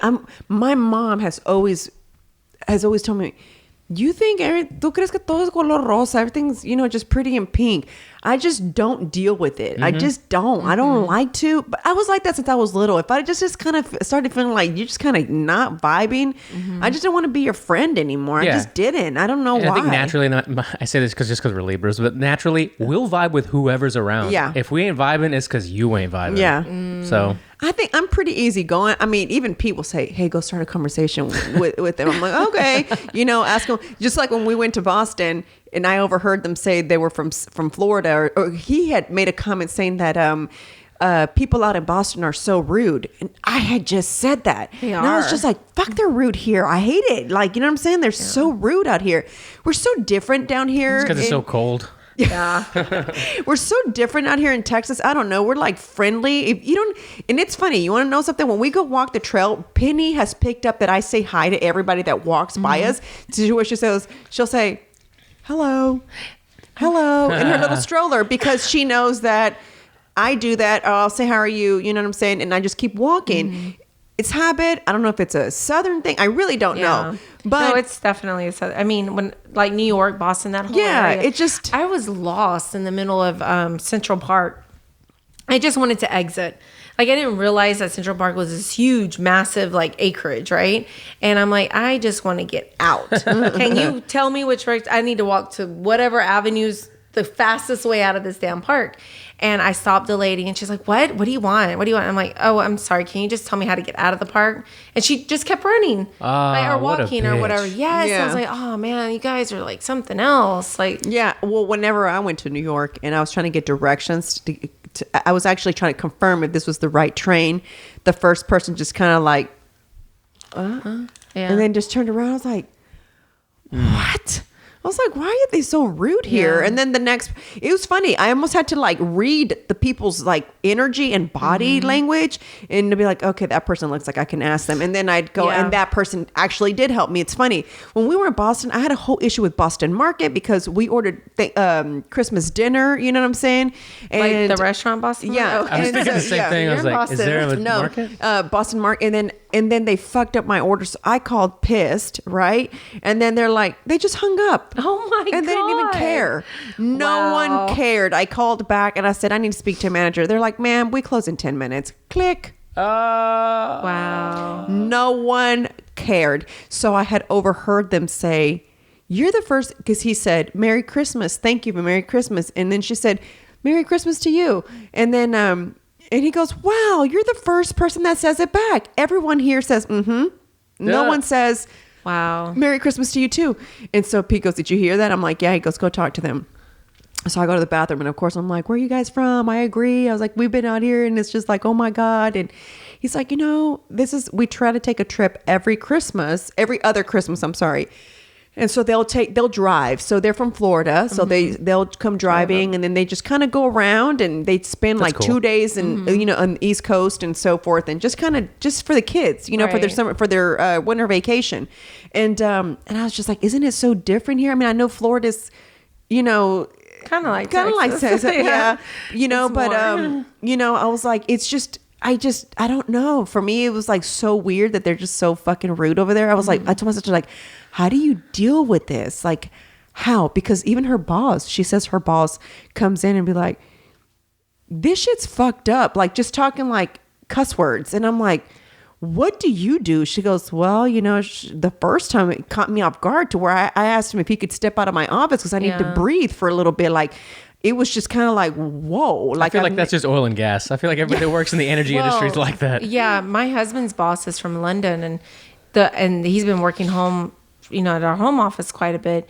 But I hear them on their Zoom calls, Yeah. and he's like cussing right and left. And we share an office space, and so I just kind of move out of the way, and then he gets off his call, and I go, man, I'm sorry. I go, my boss will say, go sell some fucking shit. Yeah. But he won't like cuss me right and left. Like your boss is like, he's like, it's just the way that they are. And I'm like, yeah, I know, but there's got to be like some sort of like mutual respect. Yeah. How many times can he call you a cunt before you hang up? Yeah, with him? I mean, Exactly. like, there's got to be some sort of like camaraderie, like mutual respect. Like at some point, like just calm down a little bit with the language and just being kind of disrespectful to your employees. Yeah. I can't imagine like even talking to Rob like that. I mean, having a conversation, so that's fucked up, Rob. Can you believe like Yeah, that's different? It's different. Even Joseph, like I just can't. Luisa, I can't imagine like talking to anybody. Just like the fuck are you doing? You know, Yeah, what I'm saying? Can you imagine you poured if too I much have- oil in the chicken? What the fuck are you thinking? Yeah, I mean, like come it on. smells like fucking grease in here, Luisa. What the fuck? You know it makes me throw up. Yeah, can you imagine if I was? Oh my god, like I That's just don't crazy. get it. And so when that happened, it was too much for me. But I'm able to mingle with just I can start a conversation Yeah. with just anybody, like pretty much, you know. So if I kind of feel weird about you, it's because The something energy, inside me yeah. just kind of Yeah. goes like ding ding ding ding ding, not this one, like you should probably Yeah. not speak to this person. I'm like that even when I met Kim, when I met Marissa, when I met any of them, I was just kind of like, ooh, this is kind of weird. Why do they want to talk to me? Like, Yeah. And I'm like, I just want everybody to like me. and she's like, how are you? I'm like, good. I was like, Marissa, same thing. She kind of came up to me. She's like, hey. And I'm like, do I know you? And I know Marissa too. Yeah. So, yeah. And so I was like, I don't know. Like, why are you talking What to do me y'all just want? randomly? Yeah, what do you Yeah, want? like, what do you want? I only knew Connie because she was the Yeah. person having the event here. And so she was like, come out and, you know, and Was it a networking event? It's like, and I knew Connie because she had been on our, podcast Podcast. thing. So she's got like a blog, Right. Houston Latina bloggers. It was like more of a ladies, Mixer? if you had a business, Oh. like you Yeah. got, it was like a market. So you could little come market. shop and you know, kind of like promote your business or whatever it is that you did. She had one of those events. And so she's like, come out. And during that time when At I the had funeral hall. at the funeral hall. Yeah, it was a funeral hall. And that's what it was crazier to me. Yeah. I was like, wait, where am I going? What? Interesting. yeah. Interesting. And I was like, and it's in Edo. So it's like, she's got a connection with them Yeah. and stuff like that. And so at first I was like, when I was lost, cause I didn't know where I was like going, I called her and I said, I think I'm at the wrong spot. I was like, it's a funeral home. She goes, no, you're at the right spot. It's back here at the hall. I was like, Yeah. oh, okay. And it was cool because I had just told Pete, I was like, I really need to make an effort to like network with more women. I was like, how will I ever like be able to have guests on my podcast? Like, I was just like, I need to, like, you know what I'm saying? My ultimate goal at some point is to have some kind of like women's convention to where I have like guests and really come help these women who really are wanting to be entrepreneurs but have no idea. You know, Right. sometimes you have money and you want to start something but you you aren't don't. sure Yeah. and you don't know how to do it. I don't want you to tell me your success, which you telling me your story is great. I need you to tell me the tools. Like Yeah. Her convention. I can see it now. Like, dude. why would you do Yeah. it? Yeah. I'm actually right now. This is through Ilse, the girl who helps me with my content. yes. She was a speaker for the girl thing. I think her business is called The Fitista, I think. And she has several businesses, but she's she consults like people if you're trying to grow your business, like what are the best ways and strategies and so forth. So she started this thing where it's $36 a month, but every month she has a guest speaker. I missed the one from yesterday. I totally forgot, but it was a lawyer. And it was telling you basically the importance of having a lawyer on your team when you own a business and why, and the things to look out for, why you should, your contract should be read, etc. You know what I'm saying? So that to me is useful. Yeah. So it's $36 a month, and she'll have a guest that's been, the last time was how to get she had a girl who's the head person for Foot Locker, how to get, if you want to be an influencer who gets paid by these people and does things for brands, this is how you do it, your media kit, what it should look like. It's super duper useful things. If you're looking for something like that, guys, I really recommend you go to her Instagram. It's called The Fitista, I think. If not, Rob, I'll send it to you. Maybe you can add it on here in the show notes. In the notes. And I think like what you're saying, the women, there's a lot of women's networking type groups.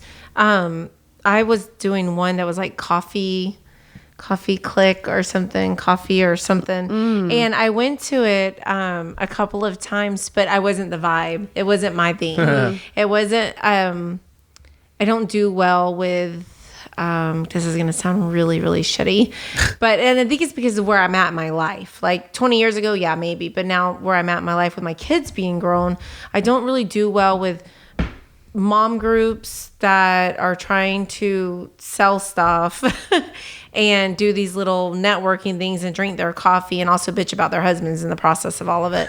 And I'm like, yeah, that's just not my thing, And so I went to it a couple of times. Like, yeah, it's just, I didn't see any benefit of how they were going to help me grow my business and or how I could help them grow their business. It just wasn't a good fit. So there's lots of different ones. You just got to find one, that works for you. It's The Fitista. It is so that. Jenny Sanchez, is that her? Yeah, Jenny Sanchez. Yeah. She's, you know what else too? Is she does one-on-ones too, in addition to that. So she kind of has consultations for you in this membership also. And it's different topics every month. You know what I'm saying? She's, the reason I like her is because she reminds me of Marissa, the way Marissa talks, how Marissa cusses so much. I love it. Right?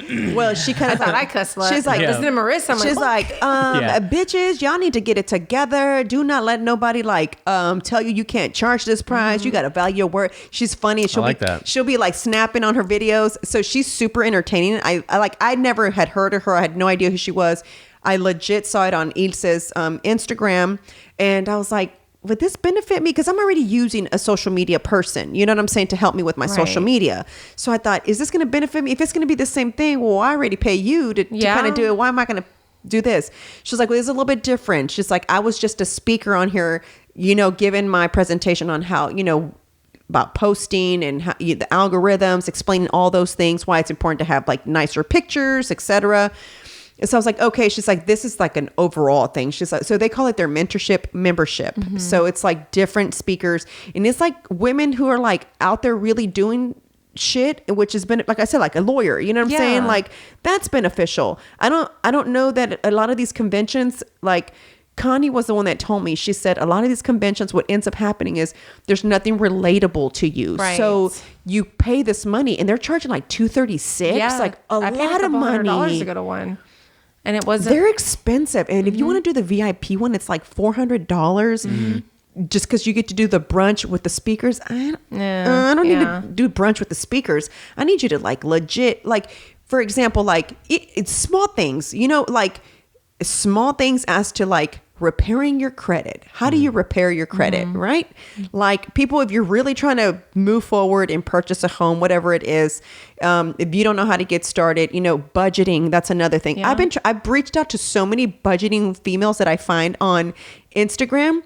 None of them have replied to me, which I really wanted to do because I feel like a lot of people struggle with budgeting. Yeah. You know what I'm saying?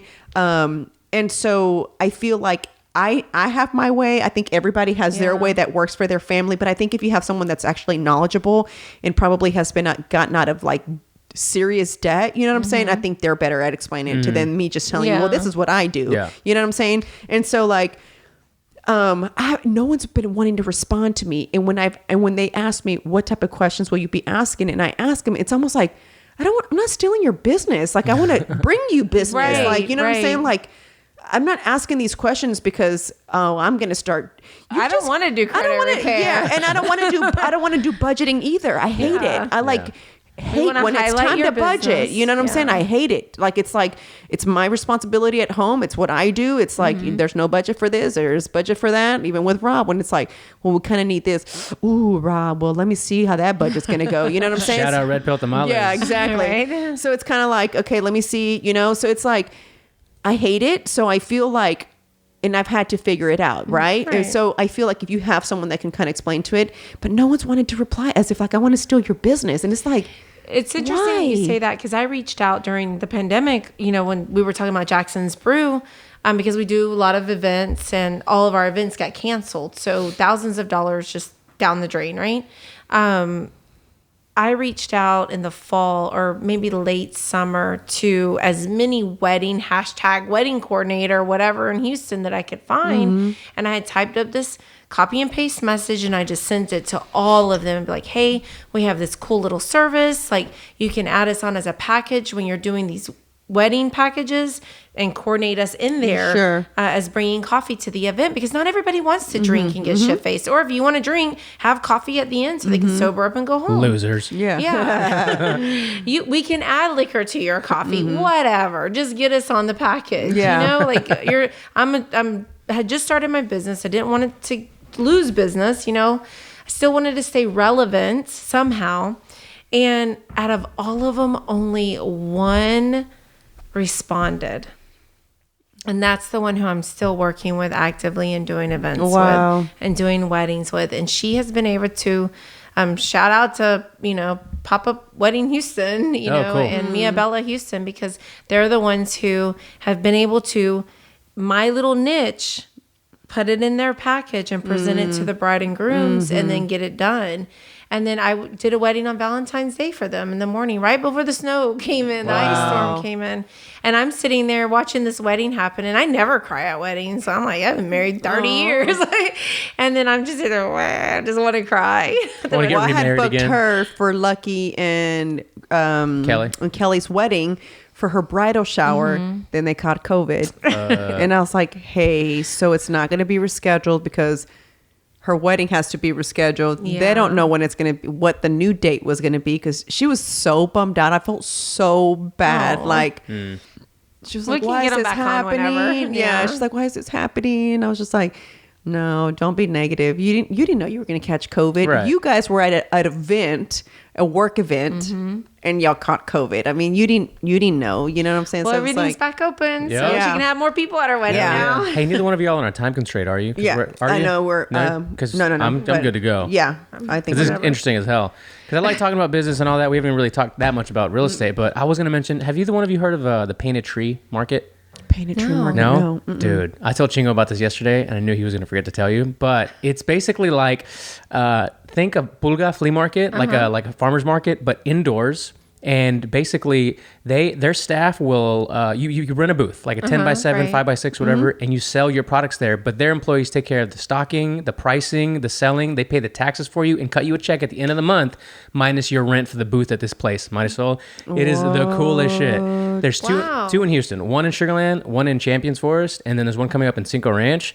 They are so dope. One of them was like an old Babies R Us they converted, and it's literally like 100 plus, maybe 200 boutiques.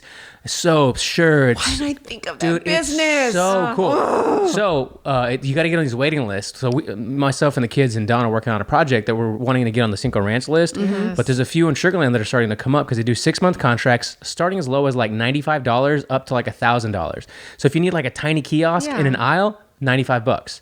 And we know people that are making so much money selling all of their, jewelry, their soaps, goods, clothing, goods. It's dope. It's really cool. I need to look into that because I just got my stuff in a smoke shop right now, and that's what made me think of it. Yeah, and so I was like, man, I was going to reach out to the other woman I know that has a store also. It's called the Pop-Up Collective or whatever. It's in the Rice Village.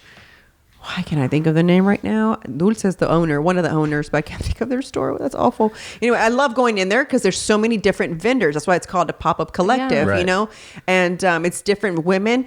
And they kind of do the same thing. So but you only have like a little shelf there though. And it was funny because I was like, she's like, whenever you're ready, I'm ready. And I was telling Pete, I was like, I think I'm ready. You are. I think I'm ready to do that. Like, I think I'm ready to kind of go into finding somewhere where I can like have my stuff. And it's, you know. Dude, the cool part about the Painted Trees is that you get to design your boutique. So you can paint it. You can put wood. There's one that's a CBD boutique. Their booth is as big as this garage inside the building. And they have it decked out like an old school, like speakeasy almost. It looks super cool. Go check that out. Oh, yeah. And you can leave your stuff there. Like, you're paying for boutique space all the time. Like, you don't have to load in and load out. Nope, you can as you're basically you're the business owner of this little boutique area, right? You can go in and you can stock, you can go and clean at the end of the night if you want to, once or twice a month, or you can even get into all the locations around the country and ship your stuff to these locations. They'll stock it, they'll price it, they'll do everything. You never have to go there if you don't want to. That's really cool. I need to look into that. Pretty cool. Because I legit, I legit just, I want to like, because there's only so much you can promote on Instagram. Yeah. And there's only so much reach. Even when you put money behind a post, there's so many people out there that don't do social media. Foot traffic, you know what I'm saying? Constantly Exactly. Foot traffic. Exactly. So to me, it's like the same girl that has my stuff in her store at the Homie Smoke Shop. She hosts a lot of the market events that happen like in the Montrose area also. So she gave me this list of dates that are coming up. And so that's why I'm like, I need to hurry up and go get my stuff made. But my screen printer is 2 weeks behind on everything because the pipes busted in his spot. Okay, but you got to keep in mind, it didn't just pop from the inside. His had to do with the city of Houston. Oh, wow. So he's waiting for the city of Houston to fix their shit. So he's behind on everybody's stuff.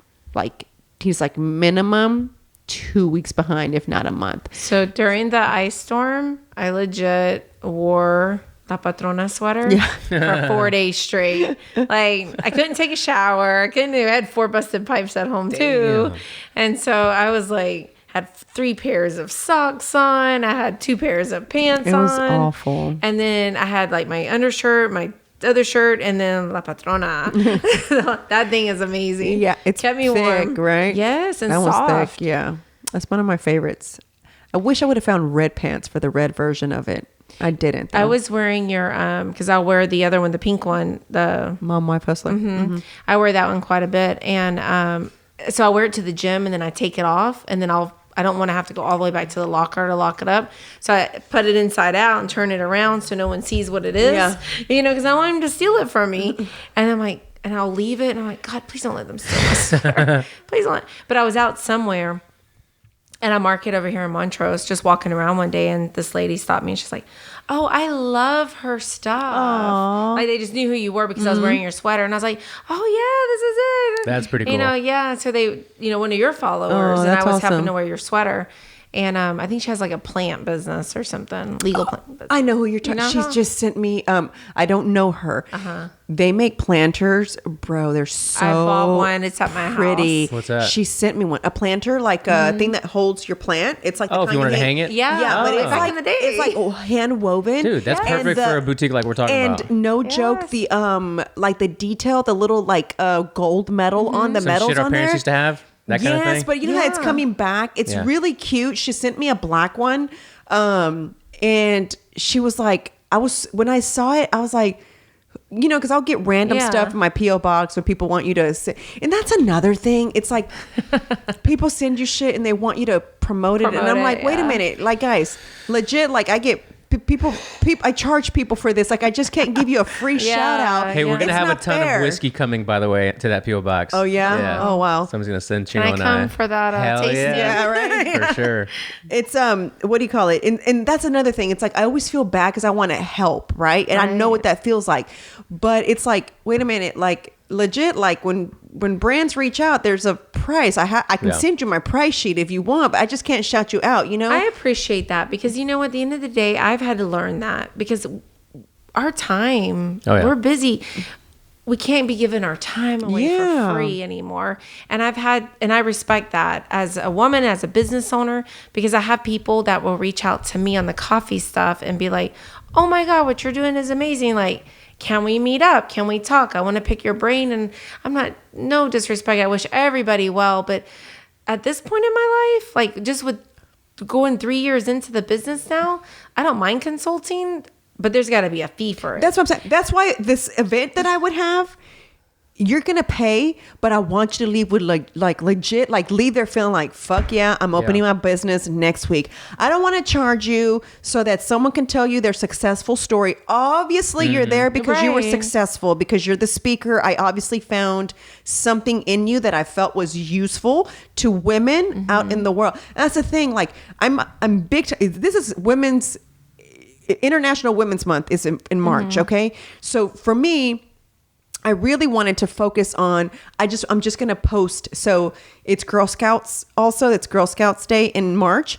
But I want to use the entire month to start posting these little girls on my social media. So I'm going to post them in my story. So I asked moms, if your daughter is a Girl Scout, you know what I'm saying? Send me their stuff so I can promote them and people can buy cookies from them. Right? I got one for you. Yeah. You know what I'm saying? so that Nice. so that these little girls understand the way business works, right? But I'm doing this because they're little, right? So don't ask me just to promote you. You know what I'm saying? I'm doing this because Girl Scouts, you know, I feel a certain way about Girl Scouts, right? But, you know, the fact that they teach them to be out there to kind of selling stuff and understand you have to meet quotas. You have to do. It's kind of like a little bit of a business. It is. I understand rejection that way too. It legit is a business. And $5 a month. Yeah, exactly. And then the rejection part, understanding that not everybody's going to tell you yes. You know what I'm saying? So I feel like I wanted to really use this month to do that. And I haven't figured it out. I seriously, last night, like I was asleep and I was like, Your tossing and turning, yes. And I was thinking, what is the best way to do this for women right now during the month of March? Where only for the month of March, for all those people that always ask me, can you please give my business a shout out? Can I just this month, like send your business and I'm gonna post it. You know what I'm saying? And it's like my way of supporting women in business this month without me feeling like I have to ignore a lot of messages when they're asking me to give them a free shout out. You know, with Texas opening up, you know, we got to circle back to that. Independence Day was the other day. Shout out Texas, right? Yes.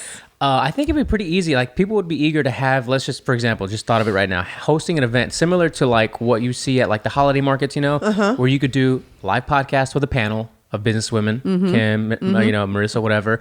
And then maybe possibly some of the people could have booths, like boutique space there to kind of pay for the venue and the event. I got space. Like I legit like have a parking lot we can use. And I just came from a space right off of 45 and just right here. Just There super you go. close. Have a panel, make it a mixer, and then have some people also maybe set up their stuff. And then there you go. You do a podcast, you have a panel question so they can ask questions of the panel. We record it and use it as multiple content for later on the podcast and on YouTube. And they get to possibly sell stuff and meet people. Maybe for my birthday towards October. That'd be a cool event to do. Yeah. Fall market. Yeah. I'm going to start thinking about that. I'm going to marinate on that to see how that would work. It's something I've been wanting to do for a while. I mean, you can ask Pete, you can ask when I met Connie at the Texas Cheerleaders event, I said, oh my God, you do the Houston Latina Blogger Girls. I have so many questions for you. I'm like, so how do you host these events? Like, I'm really interested in like, you know, what do you think about this? I've been wanting to go to, there's another one. I think they're called Houston Business Women. Yes, I've been following them recently. Yeah. They just had an event, I think. I think they're having another one or something like that. Let's go. And so, yeah, I want to go. I'm down. It's like $90 to go or something like that. And I think everybody has their opinion about certain things. And so she's like, I think she went to one that was mostly real estate. So she was like, I got nothing out of it. She was like, because there's nothing that I can do there to network with someone that kind of is within my industry. Right. So she's like, so I felt like that was a waste. So she was like, she gave me such good information. She could have easily said, bitch, I don't know. I'm not giving you this info. Amazing. Yeah. And so she was like really willing to like be like, okay, look, this is some downfalls. You know, she was trying to have an event. I was so excited about it. And then it didn't go through. She was overwhelmed also. She was also working a full-time job also in addition to having this her Houston Latina bloggers plus, trying to host this event. So she was really honest. She's got kids too. So she was real honest about it. She's like, this was probably not my time yet to do this event. She's like, so we're going to hold off until, another time. But she gave me really good info. She was just basically saying, like, whenever you attend these places, like, make sure you kind of understand the overall goal of them, because she attended one that was mostly real estate, and she was like, well, fuck, what is? How come I wasn't invited? To that one? Right? I needed that invite. Like, this was not good. This was not a good event for me. You know what I'm saying? So I don't want it to be so like niche, if that makes sense. Like, I don't want it to be so like, this is only for this. I want it to be like a business in general. If you were, I think content, this like is business fundamentals. Yes. I think like you have to understand first, like, registering your business. Like, how does that work? What's the difference between an LLC? Right. I mean, that 101, I want to go like. That's why an attorney would be good, like a business attorney, to talk about your articles of formation and all that kind of stuff. So I think A like CPA. stuff like a CPA, like why you gotta, if it's easier, like for me, because I'm cheap, I do all the work myself, and then I just take it to my frugal. I just take it to my CPA, and here you go. You know what I'm saying? But he doesn't have to do anything except do his legal work and put it in, and I've already done everything for him. You know? I never had a CPA until I started Jackson's Brew. I always did my own taxes. I always did everything. I drive myself bonkers. And then once Jackson's got my LLC, I've met women that have had businesses already in business for years, and they don't have an LLC, or they don't even have a business account. They're commingling their personal funds with their business That's the money. worst. And I'm like, oh my God. Yeah, that's the worst. If you want a business loan at some point, like, you need to have this so separate. Even with the podcast, I told Rob that. I was like, Rob, so we have to have a different account it's all gotta for be different. money that comes in for the podcast. I'm weird like that too. I have one for the merch. I have one for you just want to see everything. that it's profitable. Yeah. and Yes. the Separate work you're entities. putting in. Yes, exactly. And you have to have it that way. That commingling stuff, I don't know how that works. You just, that doesn't work. It doesn't work. Let me ask you guys this, because we're talking about information and sharing stuff. Do you think people are, there's like a bit of a stigma on paying for like information or knowledge? Do you think that people, because there's so many gurus out there, that people might feel like they're getting a little bit of snake oil sold to them, because they don't maybe understand that, like, if somebody knows what you need to know, it's worth paying that fee, that premium maybe, to skip ahead of the road to get there if you just let them teach you how to do it. I'm for paying. That's the reason why I pay for. I sent Ilse the other day one of my albums in my phone where I was trying to do her job for the longest. I mean, I would tell you, Rob, I just learned this new stuff. Remember, I would tell you, I just found this information on how to do this on my social media, and then I remember feeling frustrated and being like, why isn't there someone out there that does this job? Like, and then I was like, I want somebody that does this job.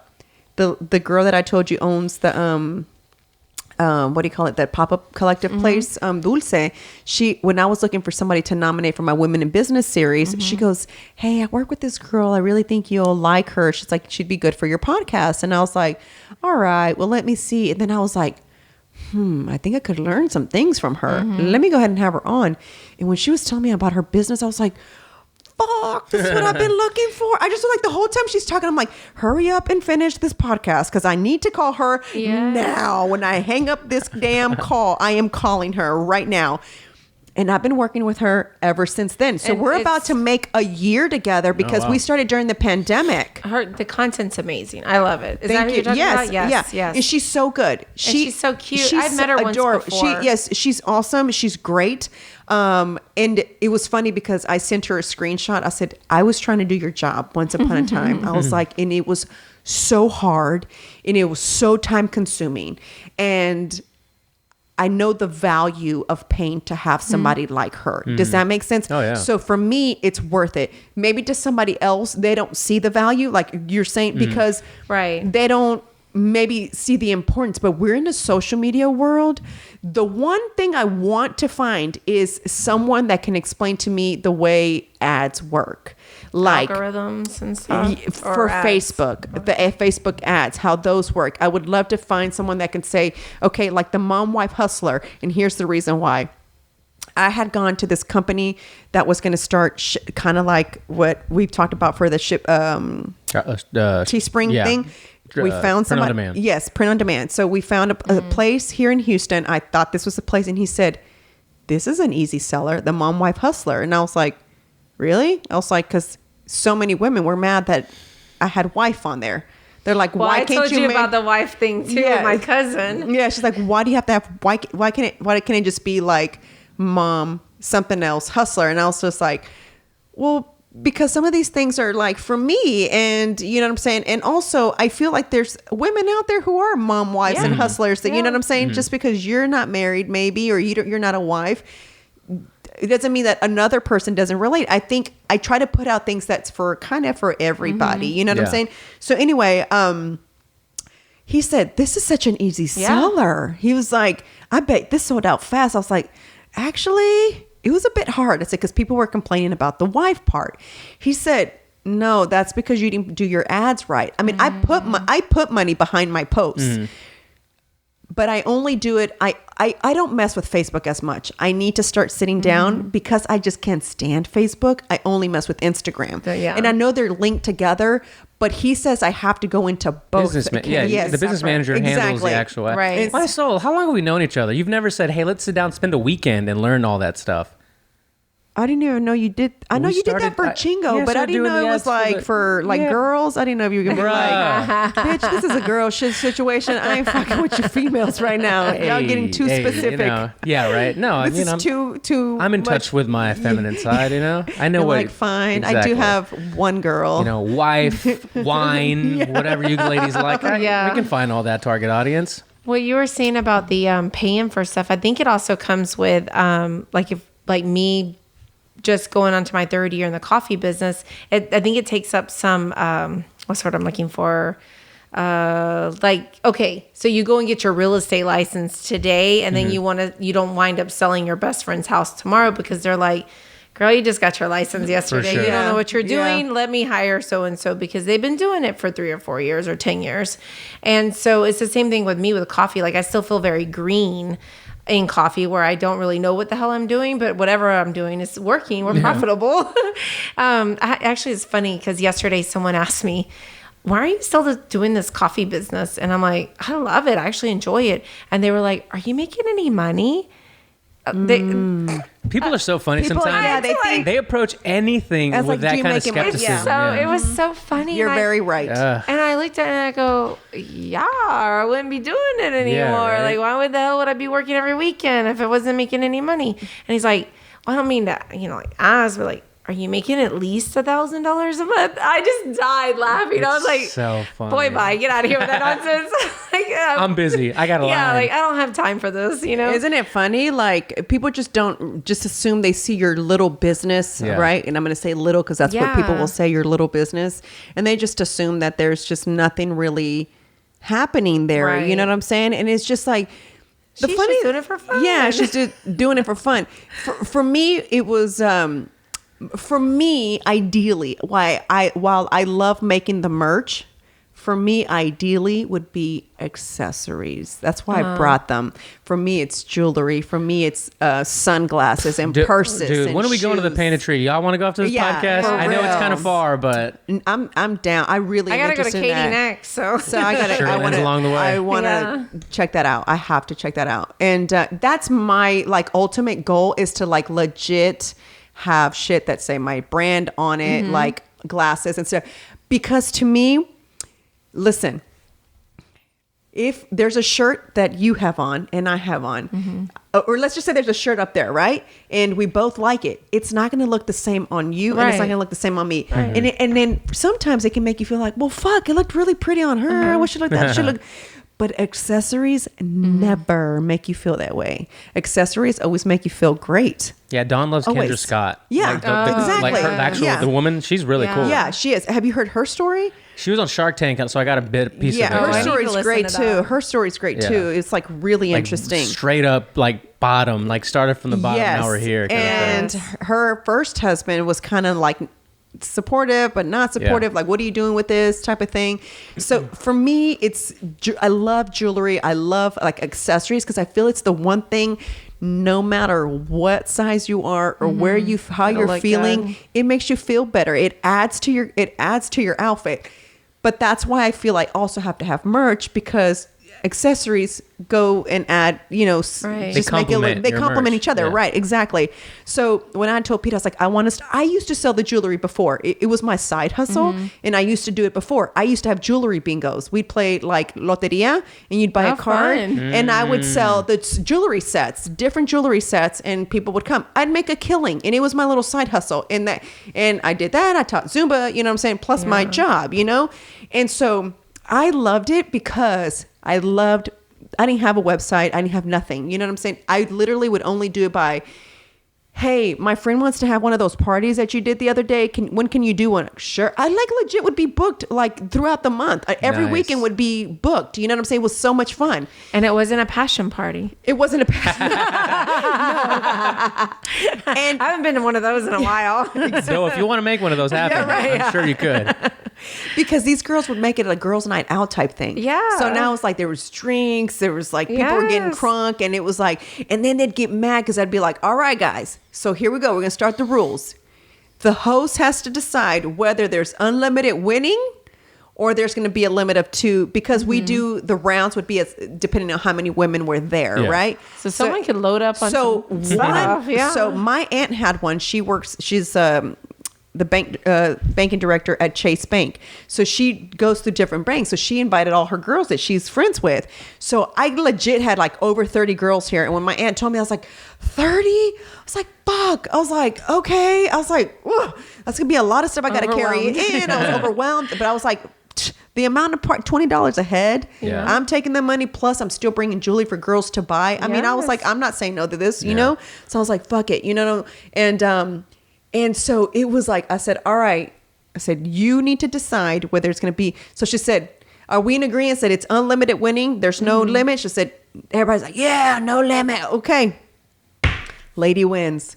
So she gets, it's a whole set too. So it's like the earrings, like the mat. It's like the whole unit. You know what I'm saying? So then it's like, so she wins. And so, all right, next, we're going to the next one. She wins again. She walked out. Mind you, we played 30 games because there's 30 people there. She walked out with 10 new pieces of jewelry. God damn. And all she paid was $20 Duh. because it's $20 a head. So, you know what I'm saying? She already paid for her cards that she's going to play throughout the entire time, but there's 30 chances of you winning. And so she was pissed. So then my aunt says, oh my God. She's like, you should have seen the talk at work. Everybody was saying that she works at my branch and that I probably told you to hook her up. I was like, my what? God. How am I going to know? Like, I'm pulling. you, like, pulling- yeah. So it's like, let me see what her card. I can't even see her cards. You know what I'm saying? So how am I going to know like what she had? Is it was straight funny. up loteria like El Valiente? and I all made that? them. I still own the cards. Like I made, they're laminated. Like they had my little jewelry logo in the back of the That's funny. cards. Like, you know what I'm saying? So There's a new loteria, like a millennial. it's I on heard the about yeah, it. yeah. There's also a Whataburger one. Oh, You can buy in the Whataburger website. We tried making. Chingo was in the process. We only made the stickers though, but I love them. Yeah, that's super dope. I Yeah, need but a we sticker. were trying to get a card made and it was like too pricey. It was like so novelty. I don't know. Yeah. You know what I'm saying? I was like, I don't know how well they'll do, but Las but we did the chicles. stickers, which Someone is so asked, cool. someone asked me the other day, I can't remember who it was. They're like, ask Chingo if he still has his rooster in the backyard. And I'm like, he had a rooster? He had a legit rooster escleto. That's Yeah, why no, it's is that escleto. Cleto? No, Yes. that's what's over there. No, there's 2 cletos there and a big escleto in my backyard. But anyhow, ladies, we've been on here for 2 hours now. Oh, yeah. We gotta wrap it up. So, just as I guess we talked about everything, but going back to the business part, I really want to have this month be filled with. I was going to talk to you about the coffee today, but we rambled on everything else. So I got to have you back on like just legit business, legit business. And I don't want to do a women in business series. I just want to do celebrating women and women that are doing some shit that's, you know what I'm saying, that's out there that I think could motivate. So I want to invite a few of the ladies. I want to invite Ilse on again just to kind of like tell her story, how she created that business, guys, during the pandemic. Oh, very cool. Just so y'all know. So it's really interesting how she got started. Just different women out there. I want to reach out to them. And I'm going to come up with a creative way to kind of like, if you have a business, maybe email me at hello at marisoleherrera.com. Hey, brand new. Brand new. I've been asking Rob, can you please make my email? I don't know how to do all that stuff. I depend on Rob for that because I wanted one that had my at Marisol Herrera versus Gmail. Yeah. It just doesn't look as You're a pro, professional. yeah. So I had been wanting one. I want to make one for the podcast and for the my merch. Yeah. Instead of it saying at gmail.com. Yeah. You know what I'm saying? So and that's one of the things that you learned on that mentorship program. It's like, you shouldn't be using a Gmail address. No. You should Brand really it. try to use your brand name, whatever. So I was like, I should get on that. That's when I told you. I was like, Realtors that use their Gmail irks me. Yeah. It irks me because I'm like, you're supposed to be a professional. I'm not sending your junk to Gmail. Yeah. Like your legit like paperwork to a Gmail account. It's like when I started Jackson's Brew, I got the website, then I was like, I don't want him to send it to Kimberly Espitia at Gmail. So it's Kimberly at jacksonsbrew.com. Yeah. Nice. And I just created one because I actually have an employee now. Oh, nice. And so she has her own email Yeah. now and stuff. So that's what I It wanted. just feels so official. Yeah. Like And I organized. didn't like sending emails for Pete when I first started doing his booking. I was like, I really hate that it says marisolmtz8@gmail.com. You know what I'm saying? That's my personal email that I use for like really just to go shopping. That's what I use that email for. And I was like, it's kind of weird. I was like, we really need to create one that says marisol@chingobling.com. He's like, what? I never had to do that. Everything's been, chingobling1@gmail.com is what he uses. He doesn't even have one. And so he's like, why do you want that? I was like, it just sounds we need- more So might as well getting efficient. like deal memos and then Yeah. like Bed Bath & Beyond coupons in the same email. Exactly. Yes. Yeah. And that's when I said, we can't do this. Like, I need you to, that's when we had his friend hosting Right, the website, right. RIP to him.